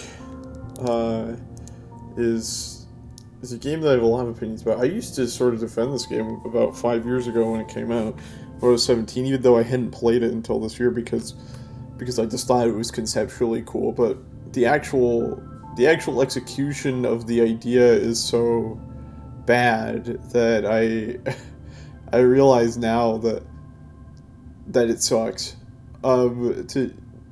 The only real positive about the game is its mechanical systems in combat, which I do think are actually quite excellent. the way that each character has a completely different mechanical relationship to the enemies and environment, and how you have to juggle those alongside the already excellent materia system from the original Final Fantasy VII in order to make something, in order to build strategies that are completely unique, and you'll have to change on the fly depending on the context of whatever enemy you're facing. I think that that is completely cool. I really like that part of the game. But unfortunately, a lot of the game is not doing that, and a lot of the game is 40 hours of doing fetch quests, or these like Ubisoft slow walk sections where you have to hear the horrible dialogue playing out. I had to switch the game to the sub at some point because I hate the English voice acting in this game so much. I'm kind of glad I didn't meet Britt Baron when I was at PAX West a few years ago, because I feel like I wouldn't have had anything nice to say. So it's for the best that I didn't go to that. But man, it's so ugly. I mean, that's obvious because it's an 8th gen video game, and pretty much every video game after 7th gen is like is ugly. But like, man, it's so remarkable how shiny and overly polished it looks. It's grotesque. There's so many specular highlights.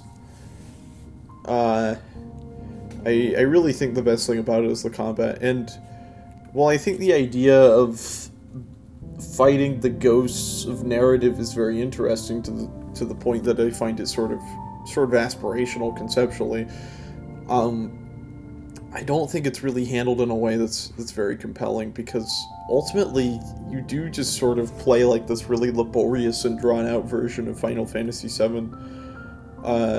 One of the tightest parts of Final Fantasy VII at that, one of the most concisely and effectively conveyed parts of the game. But it just sort of insists on making it this 45-hour affair, and where a significant amount of it is you seeing the minutiae of the everyday life of Midgar, which was really already pretty strongly implied by the original game and did not need the extra elaboration, I suppose. I also think it's dumb that there's a bunch of stuff like people surviving the plate falling. Also, the plate falling cutscene has a sequence that is so emblematic of how I feel about the rest of the game. It's this part where you see Cat Shi, and I will continue calling him Cat Shi because that's how it's pronounced, unlike what Rebirth will have you think. Although I haven't played Rebirth yet, I just know they insist on calling him Kate Sith, and that's stupid. It's Cat Shi. He falls to his knees, and he like slams his fist against the metal plate. And it's such a funny moment because it's like, who is this for? Because, like, by this point in the game, you have no idea who this guy is. If you've played the original Final Fantasy VII, which this game does seem to be designed with in mind, you do know who Cat Shi is, but you're wondering, like, why is Cat Shi here? Like, I get it, it's set up for him to be, like, a good guy later, but it's really unnecessary. In fact, I think Cat Shi's turn to good is more compelling because we don't really know what he was like before he joined the party and before he was a spy. And, you know, I think if we're sort of expecting him to have the capacity to turn to good, then that makes his role as, like, this wrench in the party's plans a lot less interesting. But whatever, I guess they disagree with me on that. I will definitely be playing Intergrade and Rebirth eventually, because I did really like the systems in Remake, and I would like to play more of that at some point, but oh my god, Remake is so bad that I don't know if I want to continue. Sin and Punishment was yet another Game Club classic that I indulged in, at the behest of the First Court, and it's great. It's the best argument for the Nintendo 64 controller that exists. The way that it asks you to manage several different things all the time during its rail shooter play is really special. And maybe you want to check out other Treasure games a lot more. I haven't played any of them besides Sin and Punishment, but Sin and Punishment is fantastic. The actual plot of Sin and Punishment isn't really remarkable, but that's fine. That's not really the point of the affair. I'm not as huge on the art style as everyone else is, but I do like it. I like it fine enough. I think it's cute that it looks like a little papercraft doll theater. But what really ties it together is just the way that it feels to play. Above all else, nothing really feels like Sin and Punishment. It's a very special game. Also on the Nintendo 64 and also part of the Game Club, it was Quest 64, which is one of the few games I've played that actually really captures the way it feels to play Dragon Quest on the Famicom. Which I mean in the most complimentary way imaginable. It's surprising that Quest 64 is considered one of the worst of all time, because it's a pretty decent RPG, a pretty decent expression of like Bildungsroman and stuff. You follow this kid named Brian, which yes, that is his name, as he journeys through this abstract fantasy world with abstract motivation, and is essentially just a game where you sort of grow into his role with him, like the original Dragon Quest, but translated into a three-dimensional space. And that brings with it like positioning and dodging, and it brings with it like this more enveloping atmosphere. Even though I don't really get immersed in video games in the same way that other people do, I do think it's pretty cool. It's not as cool as Dragon Quest, but really almost no game in the world is as cool as Dragon Quest. Quest 64 is a very cool game, though. I like it quite a bit. The Tree of Life, a bug RPG, is the debut ludic work from my friend Boopis. She made it several years ago, and you can really tell. Because it has a very interesting tenor to how it's written. It's an entirely text-based RPG, which to me is an underrated medium.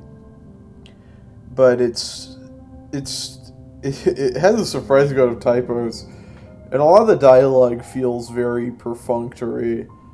It's trying really hard to suggest this larger bug society than it actually portrays, and it sort of fails to do so, which is a shame. But as an initial work in someone's catalog, I think it's serviceable.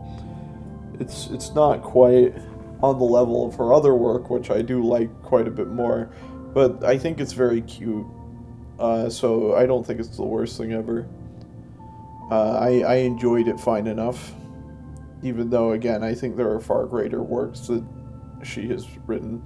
Speaking of which, one of those works is Rottweiler, which I also played. I think I played it the same day I played The Tree of Life, and I found it very evocative.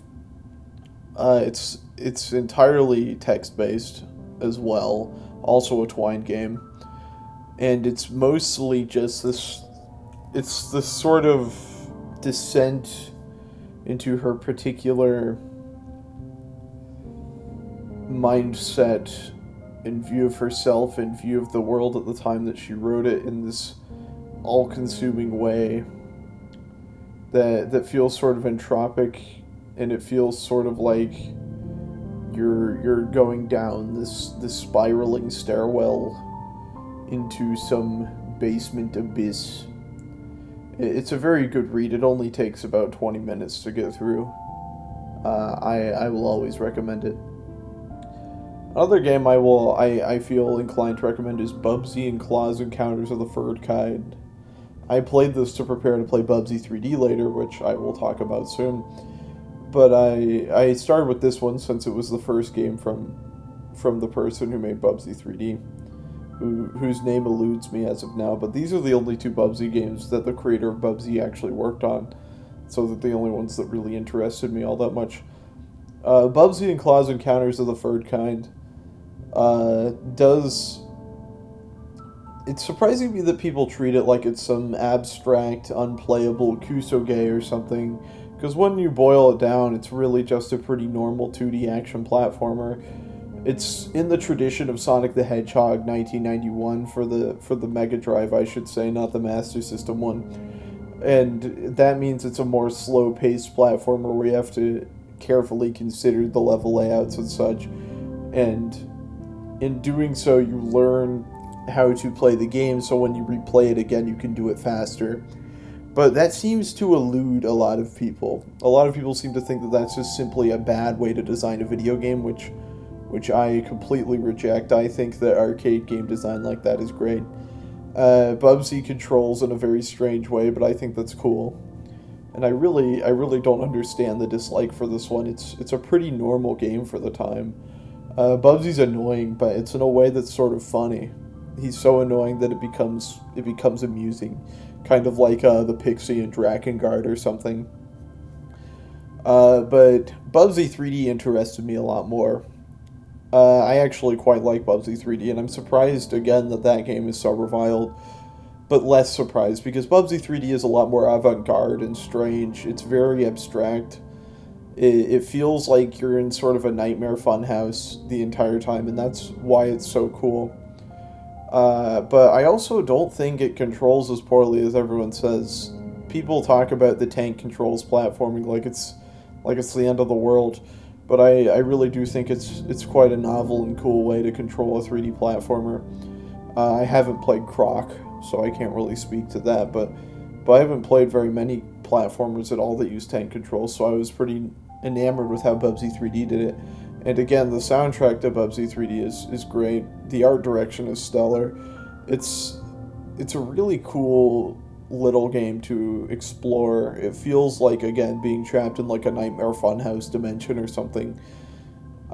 Being stuck inside, like, I don't know, a vaporwave illustration. It feels like you're trapped in an abstraction the entire time, and I find that very cool. Skullrung is a game by my friend QB, who is a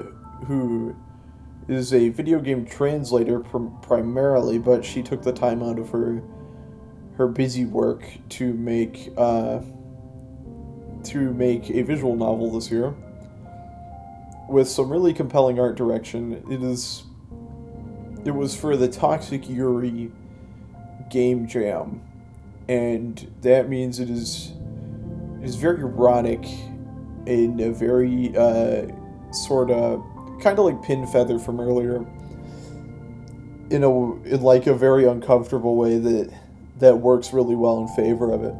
You know, that reminds me, I saw a conversation the other day, I promise this is related, where these two people were like, someone was saying that the relationship between two characters in the new Pokemon game, this lesbian relationship between the two characters in the new Pokemon game, quote, wasn't Toxic Yuri because it was non-consensual and uncomfortable.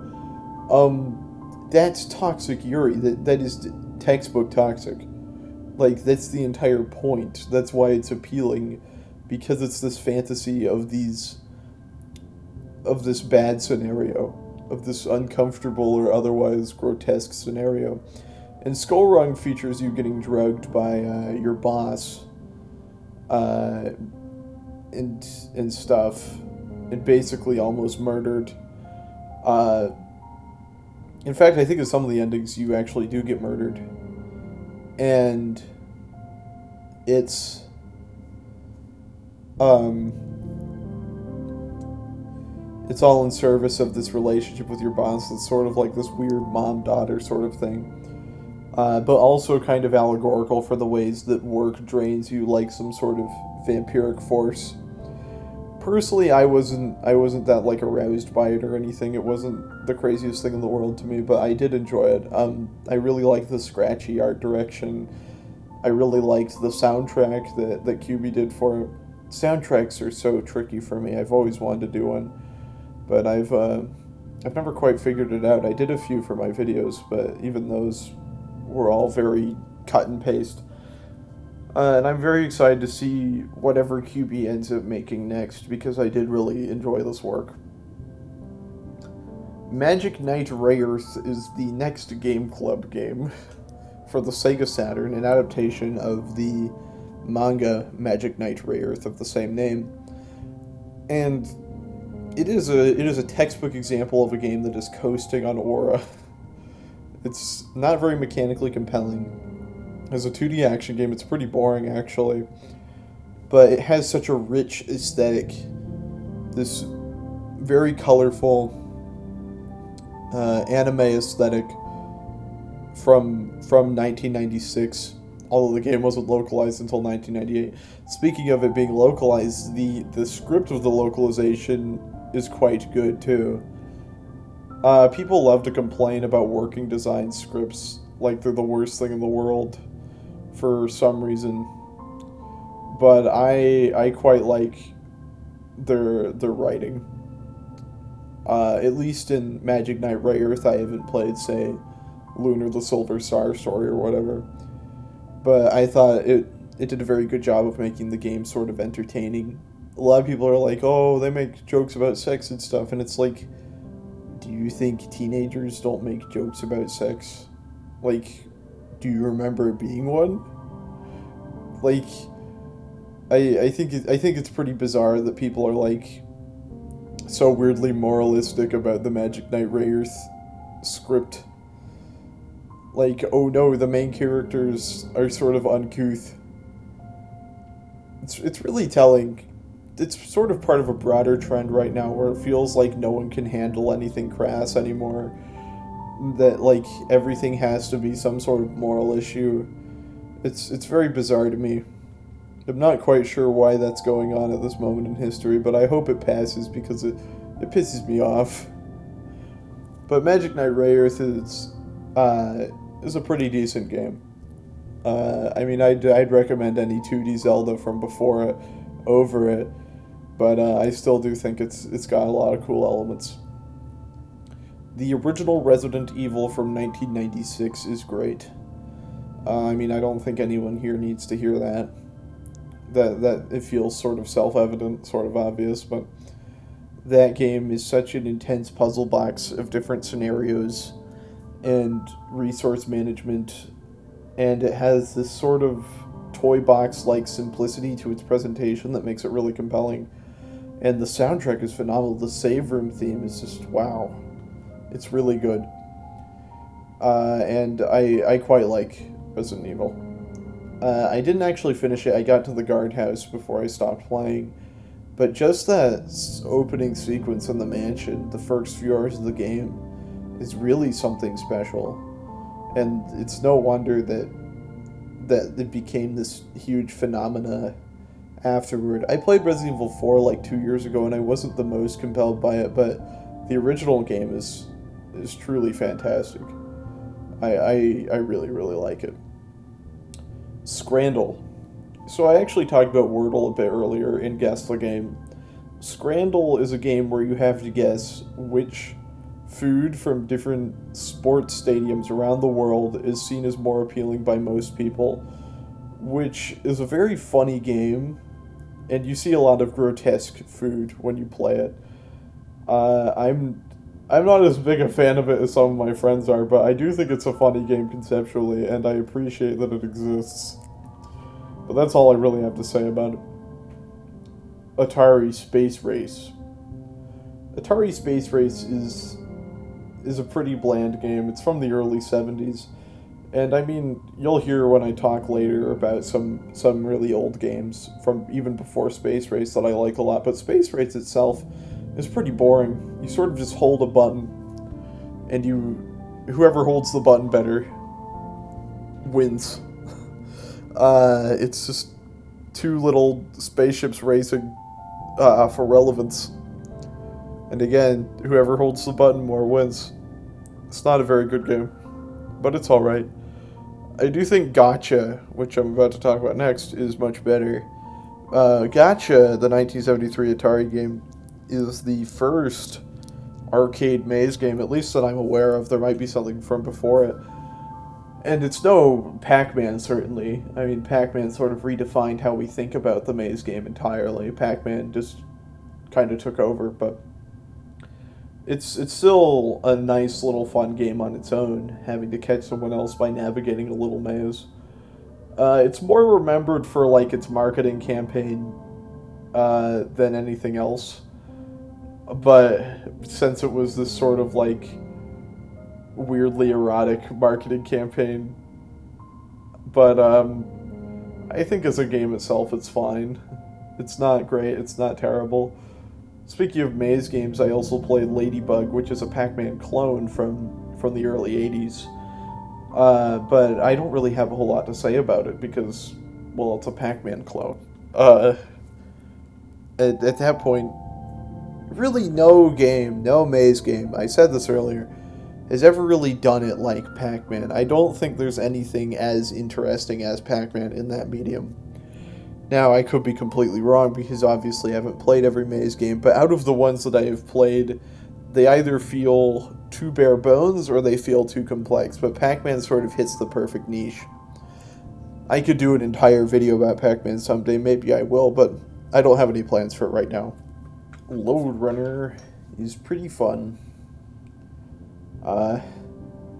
It sure is an arcade platformer.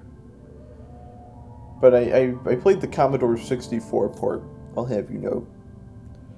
And it's pretty fun. I really should play Space Panic one of these days because you know, I've played Donkey Kong and I've played Lode Runner, but really I feel like there's something missing in my understanding of the platformer. And I feel like it's hiding in Space Panic somewhere. Of course, I won't know for sure until I play it, but for now, I like Lode Runner fine enough. It's an okay game. Jetpack, however, is for the ZX Spectrum. That's a cool game. Very, very pretty game. Uses the ZX Spectrum's color palette incredibly well. And it's just very fun to jetpack around to get the rocket parts. It's a satisfying game to play. I like the physics system that it has. I think it's tight. I'm not the biggest fan of Rareware's output, but I do like Jetpack, so maybe they were onto something before they were Rareware. Back when they were whatever they were called when they made Jetpack, I don't remember. Zaxxon. So Zaxxon is a sort of pseudo 3D arcade game from the early 80s, from Sega, where you navigate a spaceship in an isometric space. It's a shmup, but it has depth and it has height and a horizontal layer. It has 3 dimensions, despite not actually rendering in 3D due to it using isometric sprite work. And it's a pretty cool shmup. I mean, it's very pretty looking. And even though it lacks some precision because of how it's rendered, it's still a pretty fun game. It's definitely not my favorite shmup from the early 80s, but I do like it. Space Shuttle: A Journey into Space for the Atari 2600 is a very complex game, to say the least. It's you operating a space shuttle using the Atari 2600, and obviously very, very compressed because of that, and it's kind of hard, like almost impossible to parse without access to the manual. There's so many different little moving parts to it. It's a really elaborate attempt at recreating the experience of piloting a space shuttle. I have a lot of respect for it for that. But it does sort of freak me out. It's a game that I find very difficult to play. Nightmare Cart by Lilith Walter, also known as Bunlith. So I always feel bad. I mean, I talked about Bloodborne PSX last year. But I always feel bad when I talk about Lilith Walter's work because she gets so much of a bad rap already. Like, she gets constantly harassed on Twitter and stuff for basically no reason other than being annoying. Which, you know, I empathize. I also get harassed for being annoying, although not to anywhere near the same extent. But I do just think her sense for PS1 art direction, her sense for game design are bad. Like, she doesn't really know how to recreate PS1 art direction very well, or do it herself very well. It all ends up looking way too clean, and and all of it looks like it's been upscaled, especially since she throws like a weirdly out of place CRT filter over it while simultaneously upscaling the textures. It just looks completely wrong. A lot of the time you kind of get the sense that the only PS1 game she's played, besides Armored Core, I guess, because Armored Core's influence is very obvious in Bloodborne PS1, it feels like the only PS1 game she's ever played is Mega Man Legends. Like, her PS1 art style feels very derivative of how that game looks, and while I don't entirely mind how Mega Man Legends looks, it is very unique among the PS1 library. If I were making a PS1 style game personally, I would not be cribbing from Mega Man Legends of all things. Especially for, like, my kitschy, grimdark, emo Bloodborne fan game. But speaking of that, Nightmare Kart also very distinctly feels like something that exists only because it was a joke. And you know, I have some level of respect for that. I mean, I wrote Ghostbusters, which is essentially like a 500-page joke. But I do think in the case of Nightmare Kart, it doesn't really thread the needle to become something more compelling. It's kind of just like, yeah, okay, here's a bunch of like Bloodborne references. And I'm not the hottest on Bloodborne, but I think if I was, I would dislike it even more. For just being a bunch of Bloodborne references. I think the Mikolash race is funny, though. I don't know. I really struggle because I don't want her to get any more flack than she already does, but I really do just dislike her games. Maybe I'd like her games more. Maybe I'd like her original games more. I've never really looked into them. I only played Nightmare Kart because I had a friend who was insisting to me that it was really, really good, and I was like, okay, well, I didn't like Bloodborne PS1, but maybe I'll give Nightmare Kart a shot, but nope. I still was pretty down on it. W Place is a game where you place pixels on a giant map of the world. It's sort of like r/plays from Reddit, which was a thing about, I want to say, it was when I was 14, so it would have been 9 years ago now. Which is crazy to think about. No, not 9 years ago. It would have been 8 years ago. I was thinking it was 2026 already. Well, the day after this video uploads, it will have been 9 years ago. But anyway, that aside. You get a few pixels to place on a map, and you can draw stuff. And in practice, it was fine for a while. It was fun to draw things. I drew a few things. You can find little verses dotted around the map. But, well, you can find verses dotted around the map. Not little Versi, the character. Just small drawings of Versi. But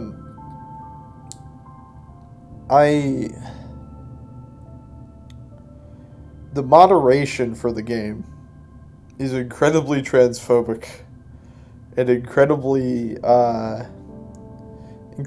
willing to capitulate to reactionaries, and therefore that makes the game worse. Normally I don't talk about multiplayer games like this. I don't play multiplayer games, so I don't really have a huge stake in them. But this is one of the few ones I did play recently, so I have thoughts about it. And I spent a lot of time considering how this made me feel about the game, and I just think if you have a multiplayer game where the moderation fails to serve its purpose, then that makes the game worse. And that is the case in W Place. Because they removed trans women from the mod team for having concerns about capitulating to reactionary streamers like Asmongold. And they allow reactionary streamers to basically destroy the art of people on the site.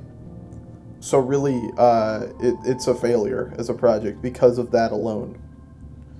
Even though I do think it's novel and fun most of the time, it's a pretty significant failure because of how it's moderated and how little prevention is done when these sorts of things arise. Libel Rabble is in the my top 10 games this year, I believe. Oh, and also Resident Evil, as I forgot to mention that. But Libel Rabble is from the genius behind Pac-Man. I don't know why I'm struggling to remember his name right now. Toru Iwatani, I think.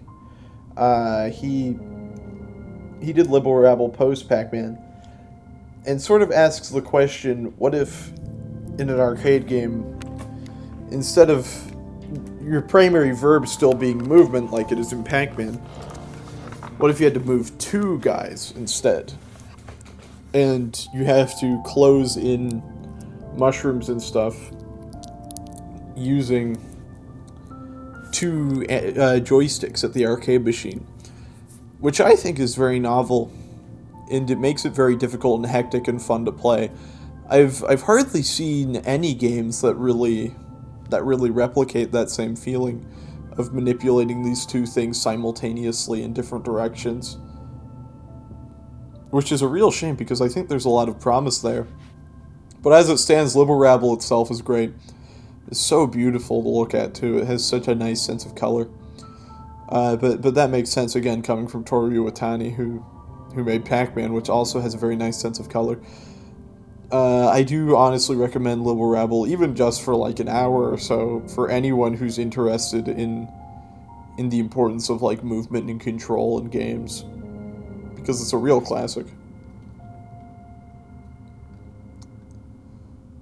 Sometimes, to deal with the difficulty of being alive, I must consider the possibility that life is not real. It's a very aesthetically strange game, and yes, that is the entire title. That's not a statement I made. It's a sort of abstract walking simulator type game where you have to investigate the lives of these peculiar and distinct individuals who are sort of contextualized by their interests in like esoteric religion and like weird tech bro culture and the sort of specific malaise of interests that characterize the 2010s, like, well, at least like the 2010s in America, I should say, not the entire world. Like stuff, the kind of forces that produced stuff like Adventure Time, or dare I say it, even like Rick and Morty, which obviously is not on the same level as Adventure Time, but whatever. That sort of odd new hyphen psychedelia type of use of drugs combined with like the neoliberal malaise that characterized the first half of the decade and then sort of decayed into fascism in the second half. And it's a very interesting game for those reasons. It's a lot of strange little vignettes, a lot of sort of faux deep statements being thrown at you, but also I feel like it's somewhat aware of the nature of those statements, if that makes any sense. It's an odd game. I can only really say that you should play it for yourself as opposed to hearing me talk about it, because it's very difficult to describe. It feels sort of free associative, which doesn't bother me as much as it bothers some other people. I know Melos Hantani, the creator of Anodyne, really dislikes free associative types of literature, but I think I sort of find it compelling. But maybe I'm just narcissistic. Gungrave is another example of that 6th generation transition I was talking about, the sort of coasting on aura type of thing. Because Gungrave, very aesthetically evocative game. Incredibly boring to play, though. You know, people love to say Devil May Cry 2 is the game where you hold down the shoot button. But Devil May Cry 2 has other options. Gungrave is literally the game where you hold down the shoot button, and it's about as easy as Devil May Cry 2 is also. But Gungrave doesn't have nearly the same reputation. Possibly due to being less popular. I mean, Devil May Cry 2 did sell a lot more than you would have expected it to. But still, Gungrave is completely fine. It's a very cool and striking looking game. I mostly just played it on a whim because I'd never heard of it before, and I wanted to check it out, but I didn't really have strong feelings about it. But it is interesting as a sort of emblematic case study of my distaste for the way that the industry changed during the PS2 era. Well, during 6th gen, but like it's a PS2 game, that's why I said that. Because it is mostly concerned with looking and sounding very cool, which it does. Especially when it lags. Like, that sounds sarcastic, but I think it's really, really cool. I don't know if I talked about this when I talked about Shadow of the Colossus in last year's video. I don't remember, and I don't care to look and find out, but I really do quite like when games lag as a way of conveying a point. I mean, Drakengard is one of my favorite games ever. But, Gungrave is mainly just like a rule of cool type of game. Unfortunately, it's not really good for more than one playthrough or anything because of that, but it is it's not the worst thing ever. It's worth checking out. I am curious what the original anime is like. I didn't realize it was a licensed game until like months after I had played it, which is kind of crazy. I am curious to see what it's like. Seven Granddad is a game that I've been aware of course, for like the past decade, like a lot of people. I mean, I never really watched Siva Gunner, who made Seven Granddad a big part of his brand. Well, part of their brand. I guess it's multiple people. But I was sort of aware of it in the periphery. And of course, it sort of made the Flintstones theme very significant to me. Especially because in Homestuck Volume 10, there's a song that quotes the Flintstones theme. It's called Arisen Anew. And it was the song that was used for the Homestuck credits after the ending. Which, by the way, is one of the most peculiar parts of Homestuck, but I won't get into it here. But Seven Granddad itself is just a Flintstones NES platformer with Mario inserted into it over the head of Fred Flintstone. Which sort of gives it this grotesque commedia feeling to it. It's very funny. But I haven't played the Flintstones game it's based off, so I can't really tell you if there's any other significant differences. What I can tell you is that it's a perfectly decent 2D platformer. I don't remember why I was getting footage of it, but I was playing it to get footage of it for some reason. Which I must have used... this was in August... So I must have used it in the Mother video at some point, but I don't remember when I used that in the Mother video at all. I mean, if anyone else remembers, you can feel free to tell me. I'm not going to rewatch the Mother video, it's 2 hours. But I don't remember using the Granddad footage. Spud's Adventure for the Game Boy. So... May and I got a Game Boy, like an original Game Boy, and we have a cartridge with every Game Boy game ever made loaded on it.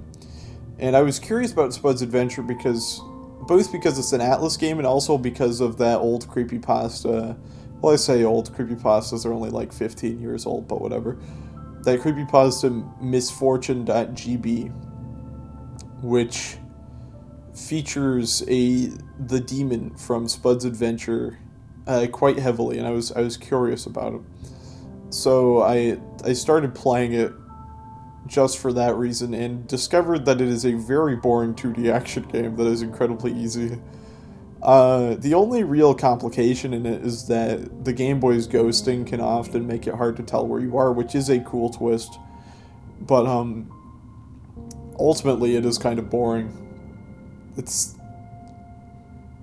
not the worst thing ever, but it definitely feels like a game made for kids, which it probably was. I mean, a lot of games are made for kids, but that's besides the point. If anything, I have to wonder if that's a significant part of the reason why the medium sort of feels eternally juvenile, because it came to prominence in America as something for kids. But that is a discussion that I will have at length probably in a later video at some point. Chikyu Kaiho Gunzas, or ZAS, I'm not actually sure, I've never heard anyone talk about it, is a shmup also for the Game Boy. And it's a pretty fun shmup too. But the thing that sticks out to me the most about it is the way that it uses ghosting to create like a faux parallax background on the Game Boy screen, as opposed to because the Game Boy can't really portray a parallax background normally. So they took advantage of the way that sprites leave those ghosting after effects in order to convey a parallax background, which I think is very clever and cool. It makes me wonder how much I've been missing out on by not playing Game Boy games on an actual Game Boy before. Like, I'm somewhat interested in replaying Link's Awakening on the Game Boy at some point, just to see how aesthetically different it is when it's played in its actual context. But it's hard to say. Oh, Metroid 2 also. Metroid 2 is probably the greatest of the Game Boy games. But again, it's hard to say without actually doing it, and it's hard to be super motivated to do it when there's a bunch of games I haven't played that still exist. You know, there's so many games in the world that it's hard to feel motivated to be like, I'm gonna replay this game in a different context now. But maybe I'll get to it eventually. Wave Race. This isn't Wave Race 64, which you might confuse it for.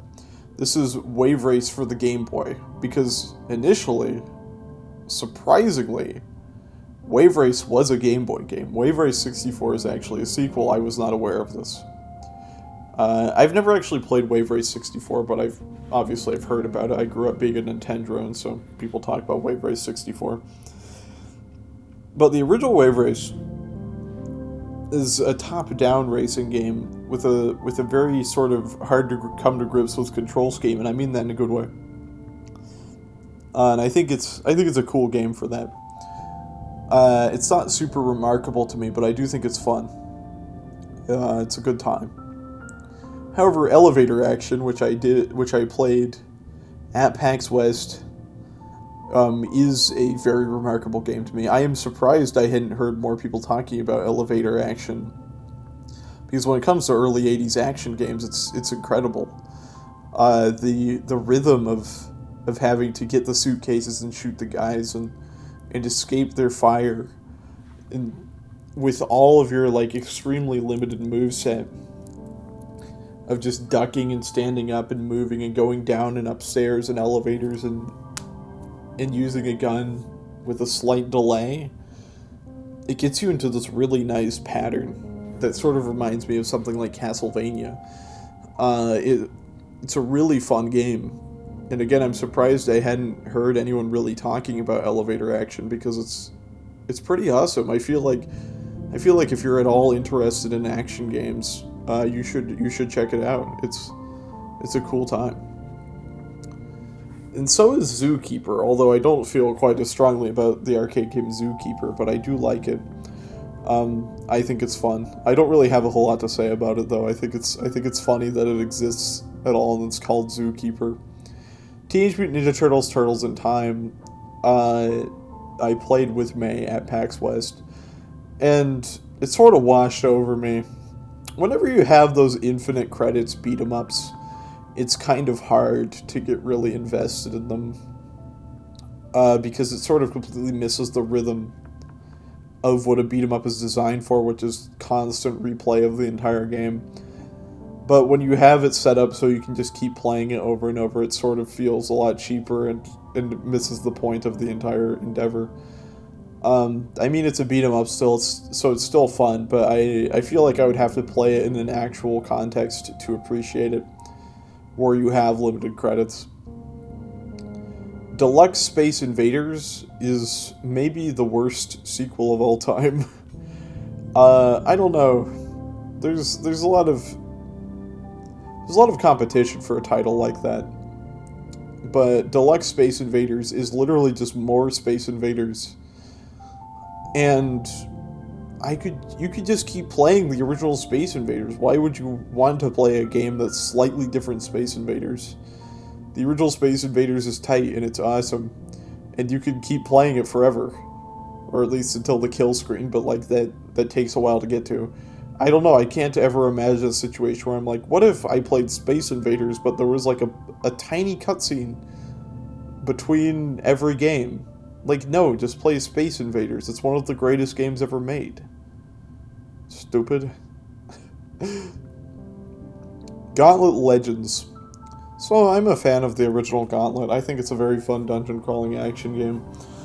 Gauntlet Legends tries to expand on it and develop it, but I feel like it sort of gets lost in its own complexity to the point of sort of being unscrutable.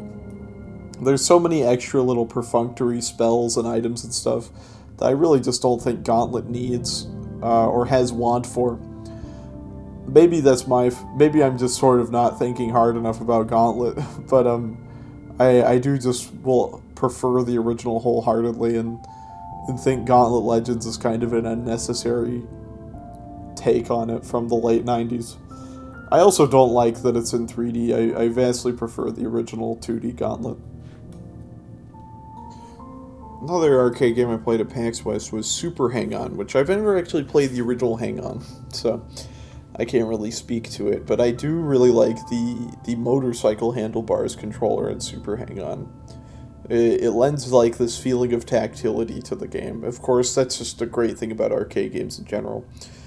But you really feel it in something like Super Hang-On. I've talked a lot about how much I like arcade racing games before. Well, this is another example of one that I like. Mobile Suit Gundam. Gundam vs. Gundam Next. It's an arena fighter where you play as Gundam. I tried watching Mobile Suit Gundam, the original 1979 show this year, and I thought it was incredibly boring.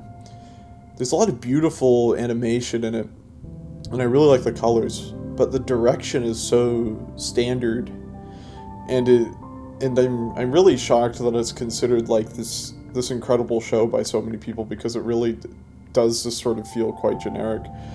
But I only made it about halfway through the show before I stopped watching it, because I was like, this is just too long for me to continue. I will eventually actually watch Mobile Suit Gundam, because I have to do it as research for a video eventually, just because it's so influential and important. But that aside, and mostly I said that to pad this out, because I don't really have a lot to say about the Mobile Suit Gundam Arena Fighter. I think it's fine. It's an arena fighter, so it's not really a lot to write home about. It's kind of a silly genre. I mean, I haven't played Power Stone, so I can't really speak to that, I guess. But a lot of the arena fighter games I have played are maybe the epitome of, like, brainless video games. Like, the Naruto Ultimate Ninja Storm games. Those games are incredibly funny. They're not necessarily even bad, but they're really funny. And Mobile Suit Gundam, Gundam vs. Gundam Next feels very similar to that. Breaker's Revenge and Arcana Hearts 3, I'll bundle them together even though they're very different. Both fighting games I had never heard of, both incredibly beautiful, both had lots of hot ladies in them, so I liked them. Because that's really what a fighting game is, it's a vehicle for that. And I like the art direction in both of them. Unfortunately, I am not... You know, people love to make fun of me because I play a lot of fighting games, but I'm not the biggest fan of them, and I'm not really a scholar of them. So I can't really describe them mechanically very well. Like, I like Waku Waku 7 a lot, I like Street Fighter 3rd Strike a lot, I like those games a lot. I like Street Fighter 3rd Strike to the point that I've once CC'd the arcade mode, as Elena specifically.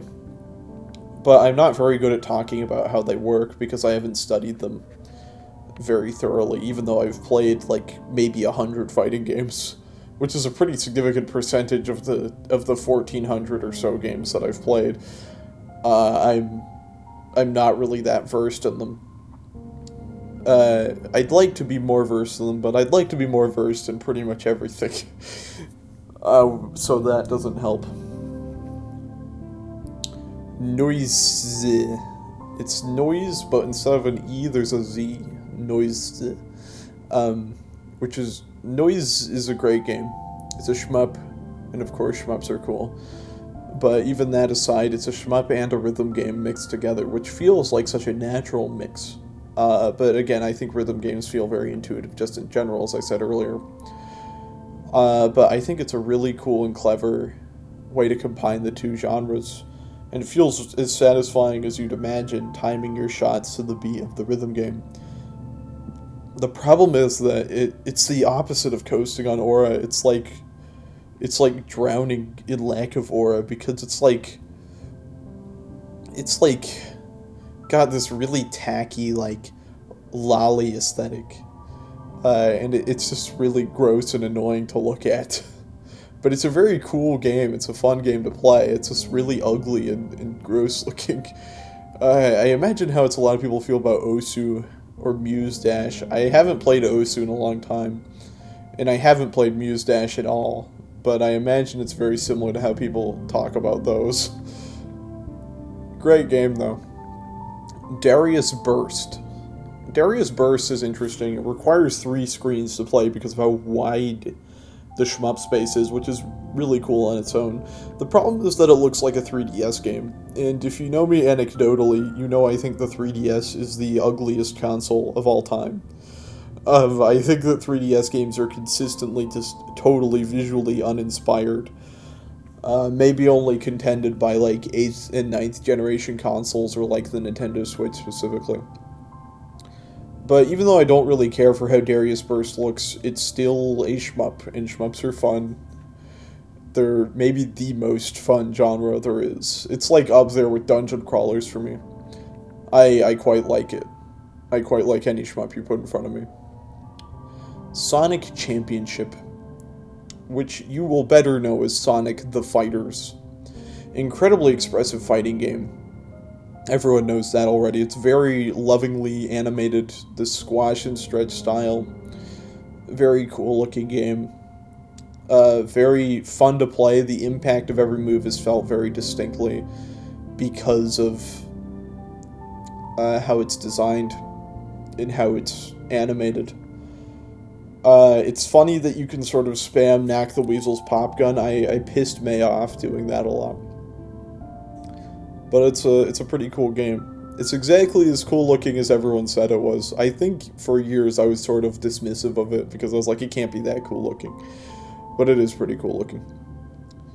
Super Puzzle Fighter 2 Turbo is a funny idea for a game, right? Because it's like, what if we framed this like it was a Capcom fighting game, but instead when you pick a fighter, it turns into an action puzzle game. It's like a slide puzzle game. Like something like Panel to Pawn, which I've talked about extensively before. And since it's an action puzzle game, it's very fun.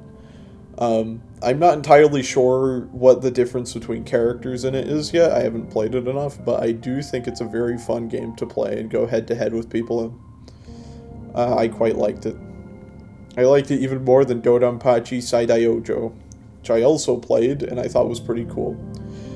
I think it's funny that last year I played Dodonpachi Daiojo, and I believe I remember feeling pretty lukewarm about it, but this year I've gotten really into shmups, and I've started to think that they're a lot cooler than I used to. And Dodonpachi Saidaiyojo is no exception. Very fun game. My only problem is that I'm still not quite used to using bombs in Dodonpachi games. It doesn't really come that naturally to me. And that goes for a lot of other shmups too, but Dodonpachi has a lot of emphasis on using bombs, so I'm thinking about it. Touhou Scarlet Diabolique Fantastica and Touhou Perfect Sakura Fantastica are arcade remakes of Embodiment of the Scarlet Devil and Perfect Cherry Blossom, which are 2 Touhou games I haven't played, but I have played their arcade remakes because I encountered them. And apart from the fact that I don't really like how they look, I imagine I like how the originals look a lot more. I think the arcade remakes are sort of overly tweened, kind of like a Vanillaware game, which, the day I play a Vanillaware game, you're going to hear a lot of whinging about how they look. I think those are the ugliest things imaginable, but that's besides the point. Touhou Scarlet Diabolique Fantastica and Perfect Sakura Fantastica really put a fire under my ass to play Touhou. I was like, oh, these games seem really cool. I should actually play them and not play these weird fan remakes of them just because they're at the arcade. Very fun shmups, very satisfying, really excellent scores. I mean, everybody loves the soundtrack in Touhou, but I just never heard it before because I hadn't played them. Great stuff. I'm really excited to see what the actual series is like whenever I get around to it. I appreciate that they have 1cc secret bosses and stuff, because that's a great incentive to actually do that. Rounding out the PAX West arcade games is, well, first is Aka and Blue Type R, which is yet another shmup, which is yet another really fun game. That's really all I have to say about it. I'm not very good at speaking the language of shmups yet, specifically. And of course, Musica 1 plus half, which is yet another rhythm game that is also very fun. It's a cool game.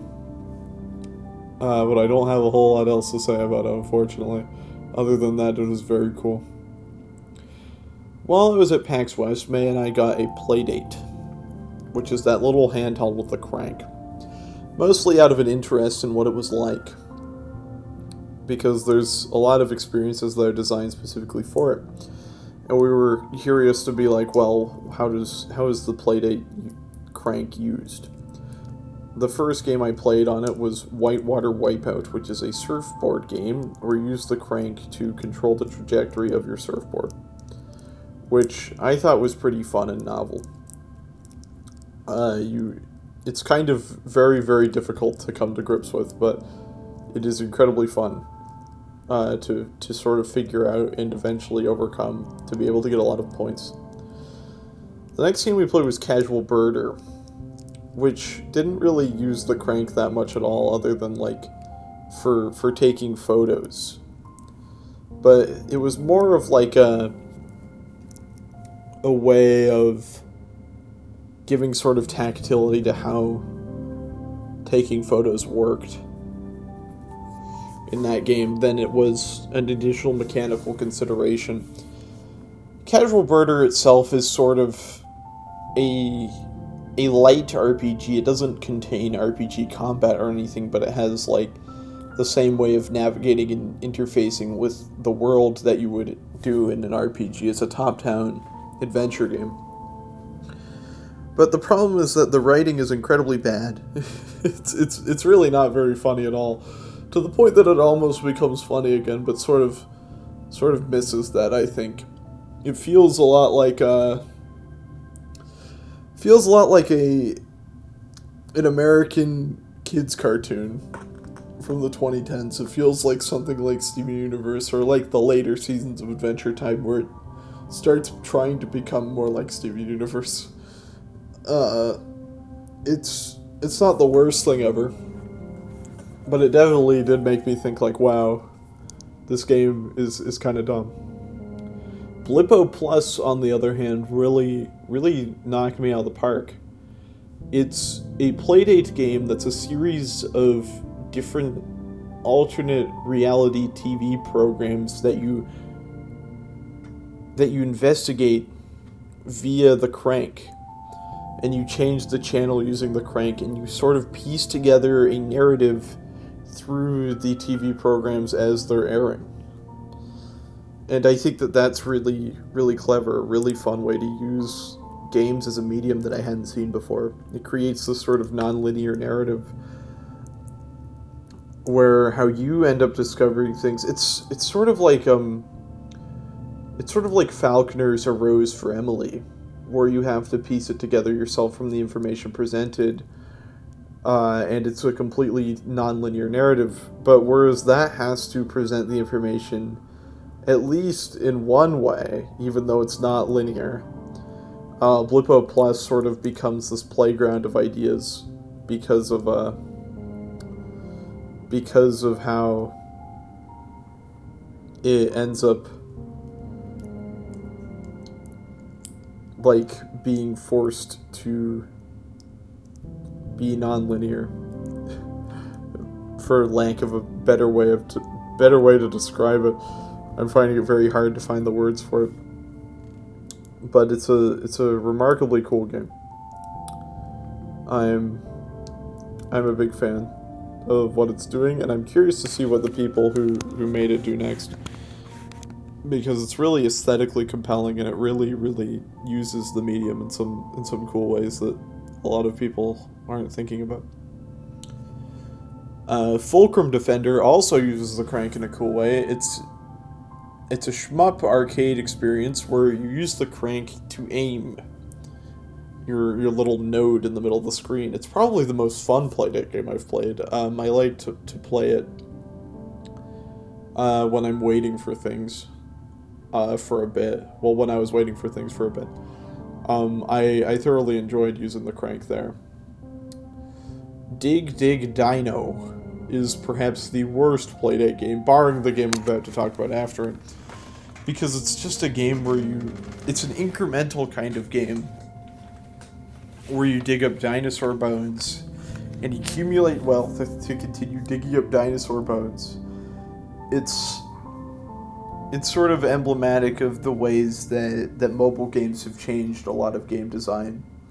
That sort of mini MMORPG type of design where it's all about iterative improvement in growth without actually getting better at the game. At least a lot of MMORPGs like World of Warcraft or Final Fantasy XIV have like compelling boss fights.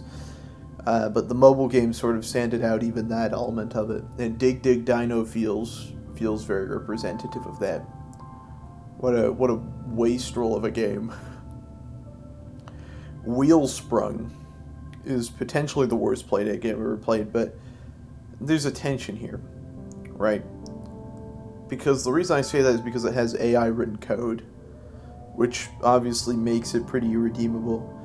But at least it's a better game than Dig Dig Dino. Even though it's also like a shitty Happy Wheels clone. But like at least that gives it something to interface with. And that's fun. That's a fun part of the game. So it's hard for me to say which I think is truly worse. But I'm really not a fan of either of them. I'm Scared of My Girlfriend is a game I was excited to play for years because I played Momo's Diary when it came out 3 years ago. And when I heard there was a game from the writer of Momo's Diary that was for the Playdate, I was pretty excited. And then I played I'm Scared of My Girlfriend, and it feels a little overly saccharine, first of all. Like, it sort of just has a happy ending and ends. It portrays a very complex relationship between two women. But I also think it's a little underdeveloped. Especially because a lot of it is through implication, and a lot of it feels, it's all from the perspective from one of the women.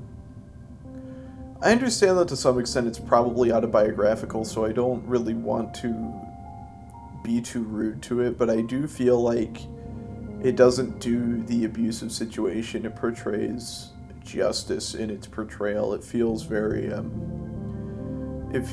underdeveloped and very sort of lacking in nuance, which is a shame. But I do think presentationally, much like Momo's Diary, it is excellent. I love how the photographs are dithered to convey them, I guess. I really like the sounds it uses, because it's almost completely silent, but when the girlfriend appears, it makes this horrible noise. It's so good. I just wish it was longer or more developed, and I wish the ending wasn't so, like, overly whimsical. It's really weird how quickly it goes from being horrifying to, like, oh well, I fixed my life and my problems are over now. Which is, again, it's pretty ridiculous. France Horn. This is just a little novelty game where you use the crank to make a really long French horn. It's funny. The Whiteout. The Whiteout's an apocalyptic adventure game on the Playdate, and it consists of exploring a version of either, I'm pretty sure it's America actually, I remember there being an American flag, that has been covered in snow in an apocalyptic event. And I think a lot of the imagery in the game is pretty evocative, and I think as an adventure game it really conveys that sense of dread very well. But the incessant chatter from the main character really drags it down. He's just constantly talking about stuff. He's like, yeah, I remember people complaining the first year it happened because they couldn't put their Christmas lights up anymore. That seemed pretty frivolous now, doesn't it? And it's like, dude, dude, I don't care. I don't care what you have to think about this. And I don't find him to be a very interesting character. He's just... Also, it's kind of funny. He looks like the Unabomber, but that's besides the point. It's just like... There's this... there's a current idea in games right now where it's like... That really stems back to Ocarina of Time. I hate to blame it for so much, but like... This idea that there has to be constant talking, or else people will lose interest or attention. There has to be characters talking all the time about everything you're doing, and it's pretty obnoxious. I don't understand it entirely at all. I guess it's to make it so even the lowest common denominator can know what's going on without paying attention. I'm not sure. But it's definitely something I've noticed, and it's definitely something I don't like about contemporary video games. Or really most video games from like the past 15 years. Even though I like Ocarina of Time, it's something I do not like about that game. Soperfall is another game by my friend Boopus. And it's an interesting game because it sort of feels like it's more than the sum of its parts. I like some of the individual vignettes a lot, and some of the individual vignettes I don't really care for, but the fact at all that it's these series of contrasting vignettes really appeals to me about it. And there's some really fun little turns of phrase in it. There's some cool imagery like angels with static for eyes and stuff like that. And so I did enjoy it. It's my favorite thing that she's done, but even so, there were some sections like the workers' revolution at the bug factory that I thought were a little silly. Well, a little too silly for me. I didn't feel abstract enough, I suppose. But I do appreciate that some of them have multiple endings and that all of them feel written very distinctly. I really adore that. Makes me think of... Obviously, it's nowhere near as good as this, but it reminds me sort of Gene Toomer's Kane, which is one of my favorite novels, and that is a series of vignettes contrasted against each other in a similar way, although that's even more experimental. In between Boopus' two most recent games, I played Space War from 1968, and it quickly became one of my favorite games. I mean, that's not surprising. It's Space War. It has incredible momentum systems, and it feels like you're actually dogfighting. It's super fun. I mean, if you like asteroids like I do, you'll love Space War. I talked about asteroids extensively last year, and that is quite a cool game too. Boopus' most recent game is Psych Dive, which is supposed to sort of be the opposite of Soperfall in some ways. The tagline is the game of your nightmares as opposed to the game of your dreams. And I really like the ways it contrasts against Soperfall, even if I'm not as crazy about it. The way that it, much like Rottweiler from last year, it feels like a sort of descent into hell. And all these various vignetted nightmare scenarios that, instead of being contrasted against each other, sort of tunnel into each other. Like, you can't escape, like you're going deeper and deeper into Inferno. And you're seeing these more and more horrifying situations, like these BDSM dungeons and stuff. It's great stuff. It's really good. I'm a fan of Boopus' work. Gamer Struggles is an erotic platformer game that I played because it was recommended to me, because I am interested in erotic games as a form. I haven't nearly studied them enough, because there's a long history there and they're very influential, especially like strip mahjong games, which I haven't played any of yet, but I intend to. Gamer Struggles itself is fine. It's kind of just like a very run-of-the-mill 2D platformer that is mostly different because it's like an erotic video game. But even then, I'm certain there's a lot of 2D action platform erotic video games out there that I'm just not aware of. It's just mostly unremarkable. It's cute, I suppose. but I didn't really have that many strong feelings about it. Crankin's Time Travel Adventure is what I believe is the last Playdate game on this list of games that I've played, but I guess we'll find out pretty soon whether or not that's the case. And it's Keita Takahashi's... I told you I'd mention him again. It's Keita Takahashi's Playdate game. And it's entirely controlled with the crank. It's where you have to try to get to a date in time by using the crank to manipulate the main character, Crankin. He's a little robot. In order to prevent him from stepping in bird poop or getting hit in the head by a bird or getting run over by feral hogs. And the way that it works is you speed him up through his actions or you slow him down in order to dodge the other elements that will move regardless of where he is or if he is moving. Like, again, the huge stampede of feral hogs in one of the levels. Of course, it's Keita Takahashi, so it's great. I wasn't expecting it to be as fun as it is, but he's still got it. I really, really like his work, and I'm very sad that he hasn't been able to find much success in the game industry lately. I hope that he will soon. I really should play all of his other games, like Nobi Nobi Boy and stuff. Rule for 30 Fortle. I think this was the last sort of Wordle iteration on here. It's sort of like Scrandle, but instead of comparing which food looks tastier, it's which character do you think has more art of them on Rule 34. You know, I'd love to know the history behind Rule 34. Like, as a term. Etymologically, because why was 34 the number that was chosen? But regardless of that, with regards to Rule 30 Fortle, it's a very funny game because you come to a lot of conclusions from it that you would not expect, similar to Scrandle, but it's mostly just a novelty. It's a lot harder than it looks, I'll have you know.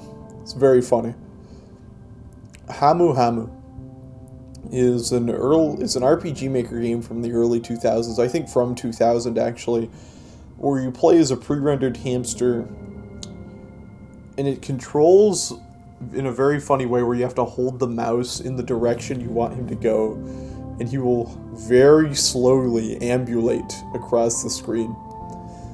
And it's about his sort of tearing through, like a conventional RPG medieval fantasy narrative. He's like he has like a photorealistic gun that he uses, and you play like little shmup sections with it. Whenever someone's like, "Oh, you have to go slay the dragon" or whatever, he's like, "No, bang, bang, bang." It's a very silly game. There's a lot of fun mini games. Unfortunately, I was not able to finish it because some parts of the game just don't work properly on contemporary computers.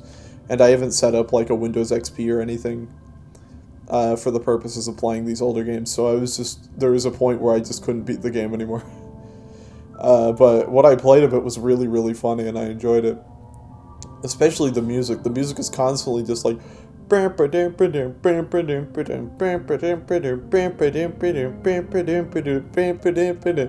that's the only song that plays the whole time. It's hilarious. It's so annoying. Back to arcades, which I think you'll find make up a lot of these videos. When I went to the arcade near my house, I played a few games. I played Nostalgia OP3, which is a rhythm game where you use an actual tactile piano, and as a piano player, I thought it was very fun, if not accurate, but like, who would make an accurate piano rhythm game? That wouldn't be very, that would have a very niche audience, I feel. Beat Mania the Final, which I thought was pretty fun. In that one, you're operating a faux turntable. It's very tactile. Theatrhythm Final Fantasy All-Star Carnival, which is the arcade version of Theatrhythm Final Fantasy, and very disappointing. They don't do a whole lot with the conceit of having a whole machine dedicated to Theatrhythm. Instead, it just sort of plays exactly like Theatrhythm already does, which is a real shame. because I think Theatrhythm is cool, and I like Square Enix music a lot, so... And I say Square Enix because, like, Theatrhythm has stuff that's not even Squaresoft anymore now. It has, like, Dragon Quest music. And I think it's a real shame that there's nothing more ambitious going on there, but I still think Theatrhythm is pretty fun, so make of that what you will. Hatsune Miku Project Diva Mega Mix, which is a very funny game. I am not super familiar with Hatsune Miku's discography, but I did think it was fun to see the direction of the music videos in the game and listen to the songs and stuff. I thought that was cute. Love Live School Festival All-Stars. I have no familiarity with Love Live, besides knowing someone for years who was very fixated on Maki. But other than that, I don't really have anything to say about it. I thought it was cute, again, like Hatsune Miku Project Diva Mega Mix. I did play Rayforce, though, which was a very compelling shmup. Very cool game. I like the whole conceit of you being able to get all 3 of the upgrades when you get an upgrade if you sit in the center for long enough. It's pretty cool stuff. It's very pretty, too. But it's... I can hardly think of an ugly shmup, for the record. The Battle of Yu Yu Hakusho is a fighting game for Yu Yu Hakusho, and there's a surprising amount of Yu Yu Hakusho fighting games, but this one is the one that I played, and it was very, it's a 6th gen arcade game, but it's very by the numbers. It's very basic. It's kind of exactly what you would expect, like a licensed anime fighting game to be like, but the twist is I've never read Yu Yu Hakusho, so I'm not entirely sure what's going on there. But I found a spammable small string, and that carried me through the whole arcade mode, which was pretty funny. And rounding out that arcade visit, there's Taiko no Tatsujin 14. I'd never played a Taiko no Tatsujin game before, but actually being there and hitting the drums is so satisfying, even though it also really hurts my arthritic hands. but they had the 7th opening from Naruto Shippuden, Tomei Data Seikai, when the world was reflective in English. And I just had to play that, because I love that opening. Something that might seem a little out of character is that I do quite like Naruto, because I think it's funny. And I think a lot of people take it too seriously and don't really understand that it's mostly a vehicle for really cool paneling and character design work. And I have a lot of fondness for a lot of the songs they use for openings in the anime adaptation. I did play Tennis for Two, which again, like Space War, of course, is a classic. Of course I liked it. I was fairly partial to it. Was it... I mean, it's probably my favorite game of the 1950s. But it has really fun, like, tennis physics. In a way that, like, a lot of people sort of talk about it like Pong was a remake of Tennis for Two, and I love Pong. But I think they're really completely different things, and they have completely different appeals. Tennis for Two has so much more weight to how it plays, compared to Pong, which feels a lot more fast and loose.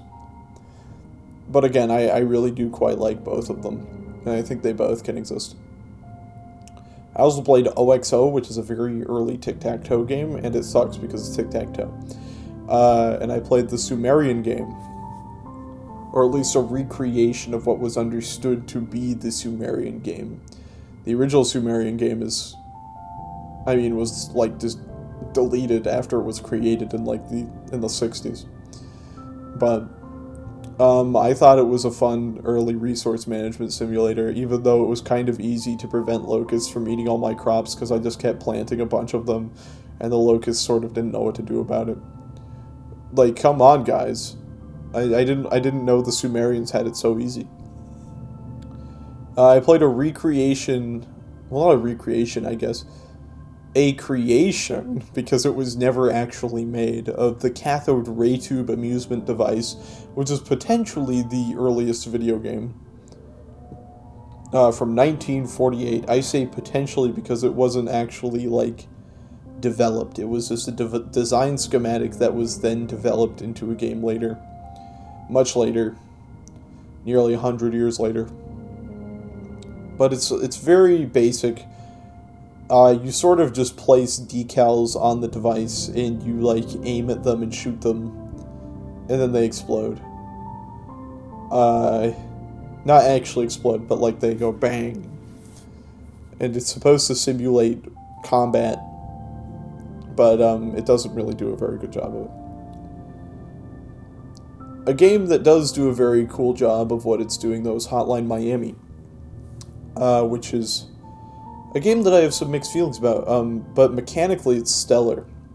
It's a great little arcade loop, desperately trying to get higher and higher scores and playing more and more frenetically, not just to survive the levels, but to get, like, a perfect run of them.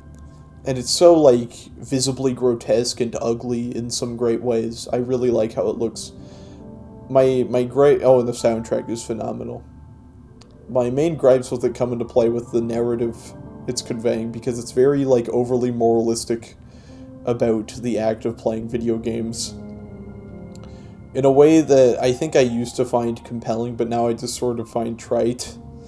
It's very didactic. It's very, like, oh yeah, you do bad things just because it feels good, and it's like, we've been talking about this in video games for a long time by this point. Hotline Miami was 2013. Like, this isn't groundbreaking to examine. Metal Gear Solid 2 was like 10 years before it, and I'm certain there was stuff before that I'm just not even thinking of.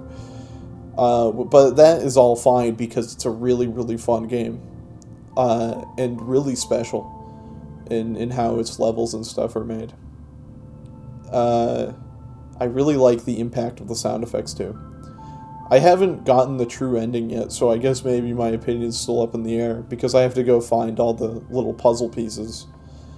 But I am curious to see what happens next, and I'm curious to try to get higher and higher scores on all the levels at some point. Before playing Hotline Miami 2, at least. Fire Emblem Shadows, the narrative of me having to hide its release, is funnier than the actual game itself, but I can't really divulge that narrative publicly, I don't think.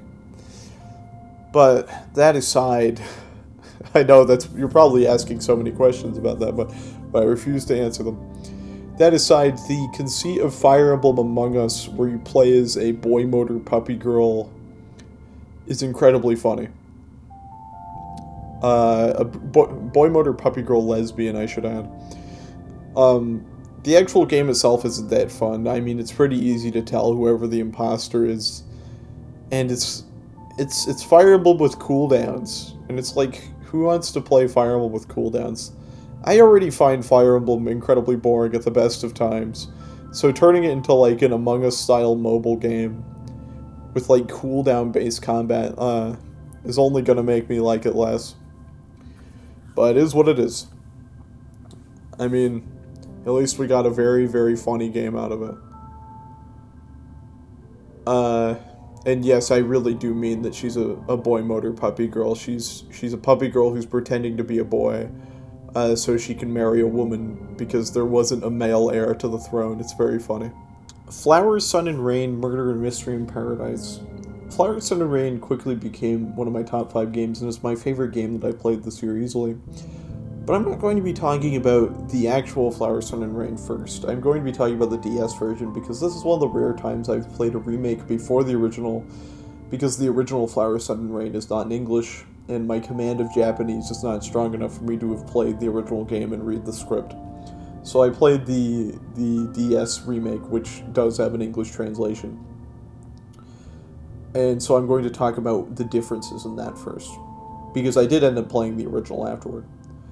So to start with, I do like the English script of the game. I think it's a lot more stilted compared to for example, the English script of the Silver Case remake in 2015. But I think that's to its benefit in a lot of ways, because Flowers, Sun and Rain is generally a much more stilted and strange game. And I think the way that the characters talk in this sort of in this way where it almost feels like they aren't paying attention to each other, really lends to the atmosphere of Flower, Sun, and Rain as being this like weird, awkward vacation destination game. But the step counter is a really funny joke, especially because when you get 51,000 steps, you get double the walk speed, which is like you're never going to get that many steps in the game unless you're playing it super neurotically. And the lost and found puzzles I found incredibly tedious, but they're all optional, so it doesn't really matter that much whether or not you do them.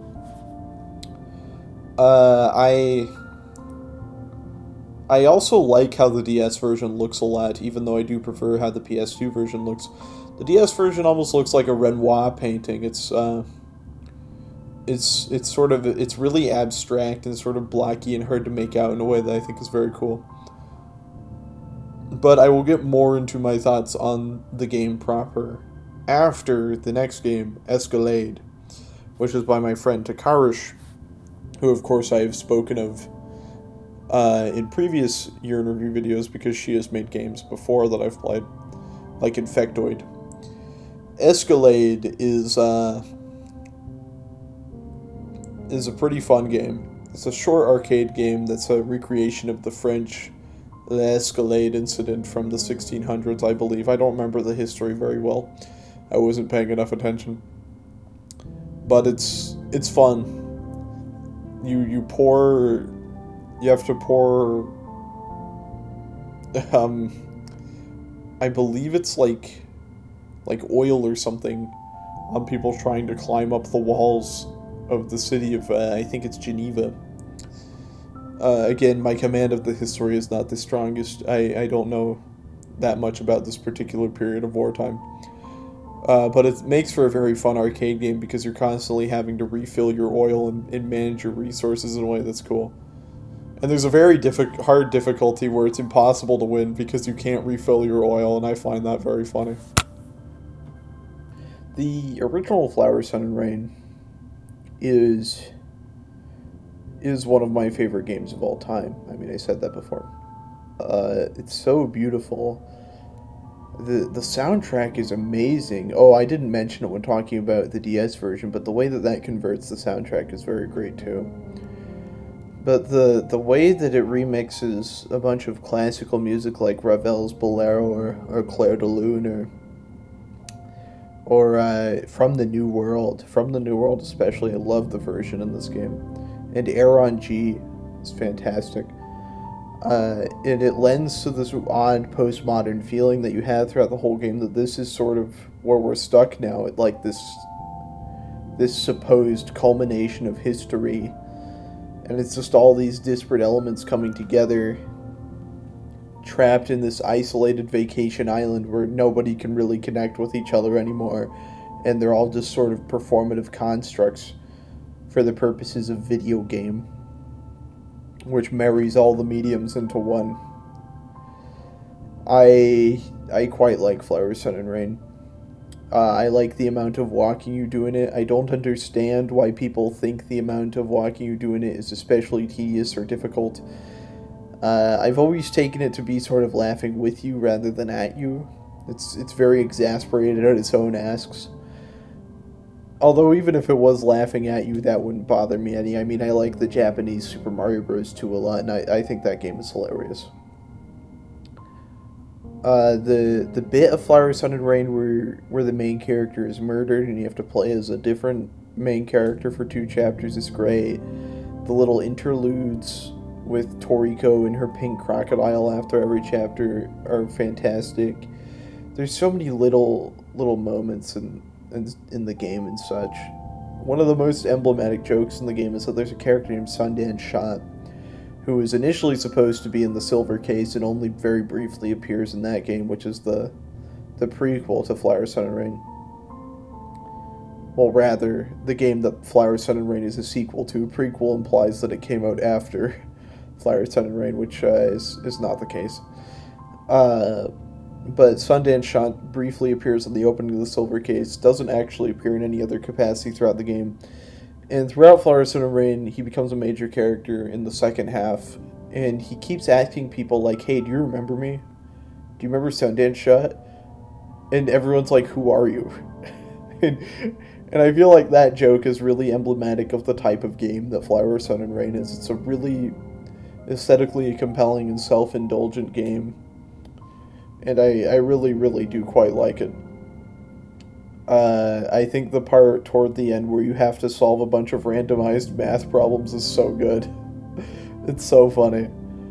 Or the part where you hear... Every time you hear Silver Case music, it feels so, like, hauntingly familiar in a cool way. Also, I did play the Silver Case this year. I talked about my 2022 video when I played it then, and I didn't really get it back then. I was kind of stupid. I mean, I was just pretty stupid in 2022 in general. All of my videos really before the second half of 2023 are just kind of bad.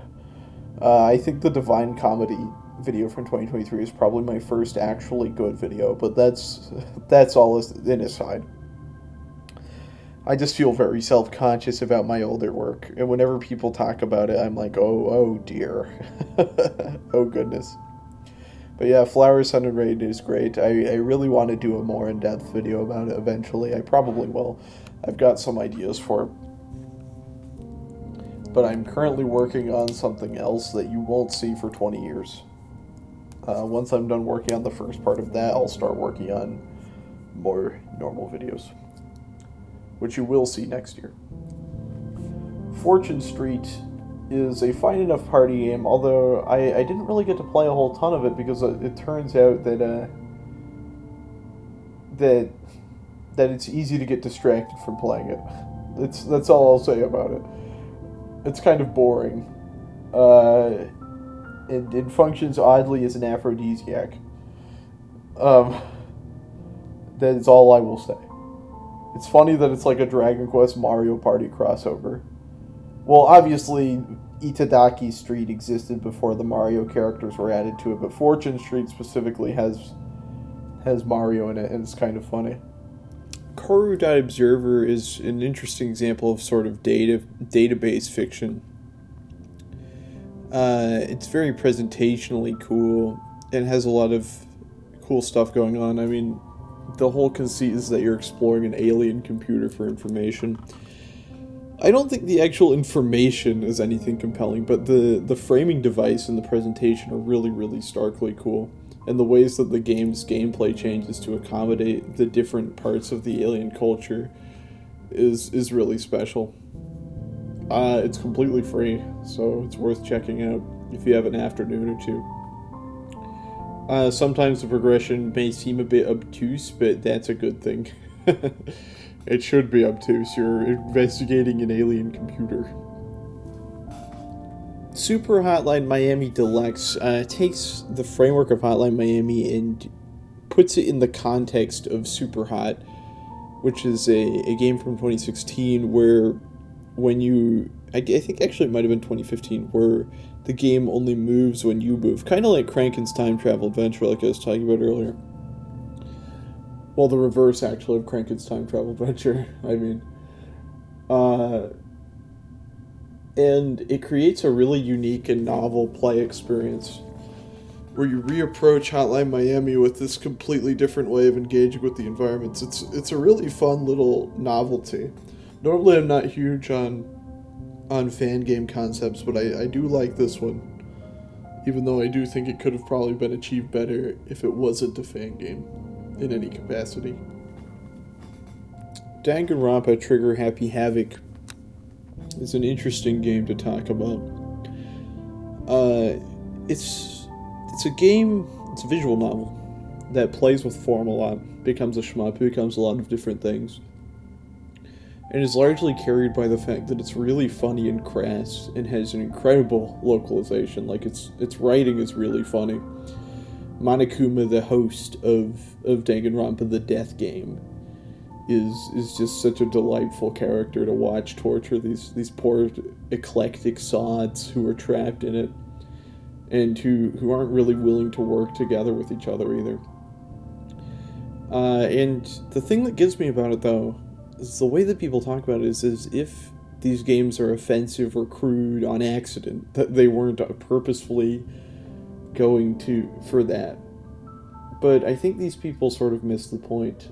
Danganronpa is like supposed to be very, very aggressively irreverent toward anything that exists, and that's why it's funny. Like, it's a totally absurdist game series, and I'm shocked that people take it so seriously. And that especially goes for Super Danganronpa 2, the sequel, which I also quite like. I like even more. Both of them I love aesthetically, but Super Danganronpa 2 really goes further with it. There's a sequence where you're trapped inside a funhouse, and it looks like a Kingsfield level. It's a really evocative game, and both games have these larger-than-life archetypes populating the death game, but Super Danganronpa 2 goes even further with it, including a character who's just one of the characters from the first game, but fat, which I find funny. The twist at the end of Super Danganronpa 2 is that the entire game was, in fact, a video game. And it plays out very similarly to the ending of Metal Gear Solid 2, which I find amusing and interesting. That Kodaka was possessed by that. Was possessed of that thing. Was possessed by that idea. Super Danganronpa 2 is kind of like a mixture between Metal Gear Solid 2 and Flower, Sun, and Rain in terms of how it's a sequel that's like this vacation as well. And both of those games are very conscious that they're games. And I think it's cool that these games are the way they are. And I think it's sad that people sort of take them too seriously, take them like they're real things that are happening to real people, instead of as comical fictional scenarios. Akalabeth World of Doom, the first Ultima game, kind of an Ultima Zero. I played it because I wanted to get started on the Ultima games for my Game of the Year project, where I play every game that ever won Game of the Year. But I only played Akalabeth this year. And to be fair, Akalabeth is pretty cool. It's the original dungeon crawler. It's very beat sticky. It has a very satisfying rhythm of dying and retrying over and over and over again that I really like. And it was 1979 when it was made. They had this stuff figured out from the beginning. It's great. It's the type of thing that Dragon Quest would later go on and iterate on, and really I just love RPGs. I love RPGs more than most people who think they like RPGs, but actually just like shonen. I really like Akalabeth. Onimusha Warlords I don't feel that strongly about. That was the final Game Club game of the year that I will be talking about in this video. We're doing Don't Take It Personally, Babe, It Just Ain't Your Story this month, but I haven't played it yet. Onimusha Warlords is a sort of survival horror action game hybrid from Capcom. It's sort of the missing link between Resident Evil and Devil May Cry. And I think it's pretty fun. It's very kitschy. It's campy. It's a Sengoku-era Japan period piece about Nobunaga being an actual demon lord, which are always funny. But I think it's a little too easy. I think it's telling that the only part of the game that actually feels very tense or satisfying is the 20-room challenge gauntlet that you can optionally do that is incredibly difficult, but is very fun. But yeah, I think it's a very beautiful game. It's how we say coasting on aura. And Roger. And Roger is a game I played this year from Kodansha. That's a sort of, it's kind of like Florence. It's a semi-autobiographical game about a specific experience as conveyed through like a series of short little vignetted minigames, but it sort of uses the language of Florence and betrays your expectations of that, because Florence is a very happy game by comparison. whereas And Roger is just sort of doomed because it's dementia. Um, I know dementia is kind of a cliche at this moment in history, but I do quite like how And Roger deals with it. That being said, the main reason I played it was because people kept calling it Christian propaganda because the main characters are Christian. And this barely comes up in the game. And it doesn't act like Christianity is like a solution to dementia. It's not like they pray and it goes away. They struggle with their faith and have problems with it and complications. And so, like, I have no idea why it's considered Christian propaganda by random backlogged users. Like, what, because Christianity exists in it? Like, do you expect Christian people to not make art that reflects their belief system? Because that seems a little silly. Like, it just seems a little ridiculous, but whatever. I shouldn't be commenting on fringe backlog takes about otherwise very successful and popular video games. I just found that very amusing, and I was like, okay, this game can't actually be Christian propaganda, right? And that was why I played it. But I did enjoy it.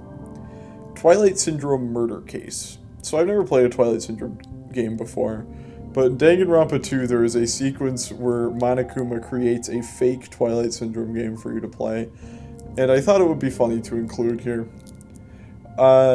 It's crazy how much the presentation changes to look like it's a Twilight Syndrome game, or at least what I imagine they look like. Again, I haven't played them. And the fact that it's like, go and talk to this person, go and talk to that person, go and talk to this person. If you try to do anything else, the NPCs say like, hey, you should be doing this thing instead. It feels very funny. I like how it reflects on Monokuma as a game developer. Clearly he's very talented. Project M EX Remix. I don't typically like mods or fan games. I played this at the behest of two women who I was hanging out with. But I think it's sort of funny in how maximalist it is. There's a lot of characters. I didn't really get to properly play it because my GameCube controller was broken. So I just sort of dodged around while they were having fun, which was in itself very funny. Pandora's Tower was the final game I played this year. I played it with my best friend when I was visiting her. And it is maybe one of the ultimate examples of coasting on Aura. It's a very cool looking game, has somewhat of a similar premise to Shadow of the Colossus, but doesn't really do anything nearly as cool with it, even though I think Shadow of the Colossus is a little overrated. But ultimately it's just really, really easy. It's kind of like a 3D Zelda game, in that it sort of just bends over backwards for you, which makes me very sad.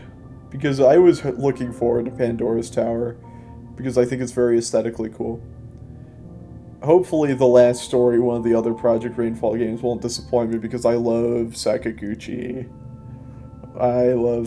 He's my guy. But anyway, those are all the games that I played this year. Next year I probably will play a similar amount of games. Maybe I'll play more games. Maybe I'll play less. As my videos become higher effort, it becomes harder for me to play a ton of games like I used to when I was younger. Now that a lot of my videos end up being more like these weird short films instead of like typical YouTuber video essays, at least. I hope to see you in my next endeavor. The next video I'm working on will not release for 20 years, as I said earlier. But I am doing normal videos that will release next year, once I'm done working on the part of that I'm working on.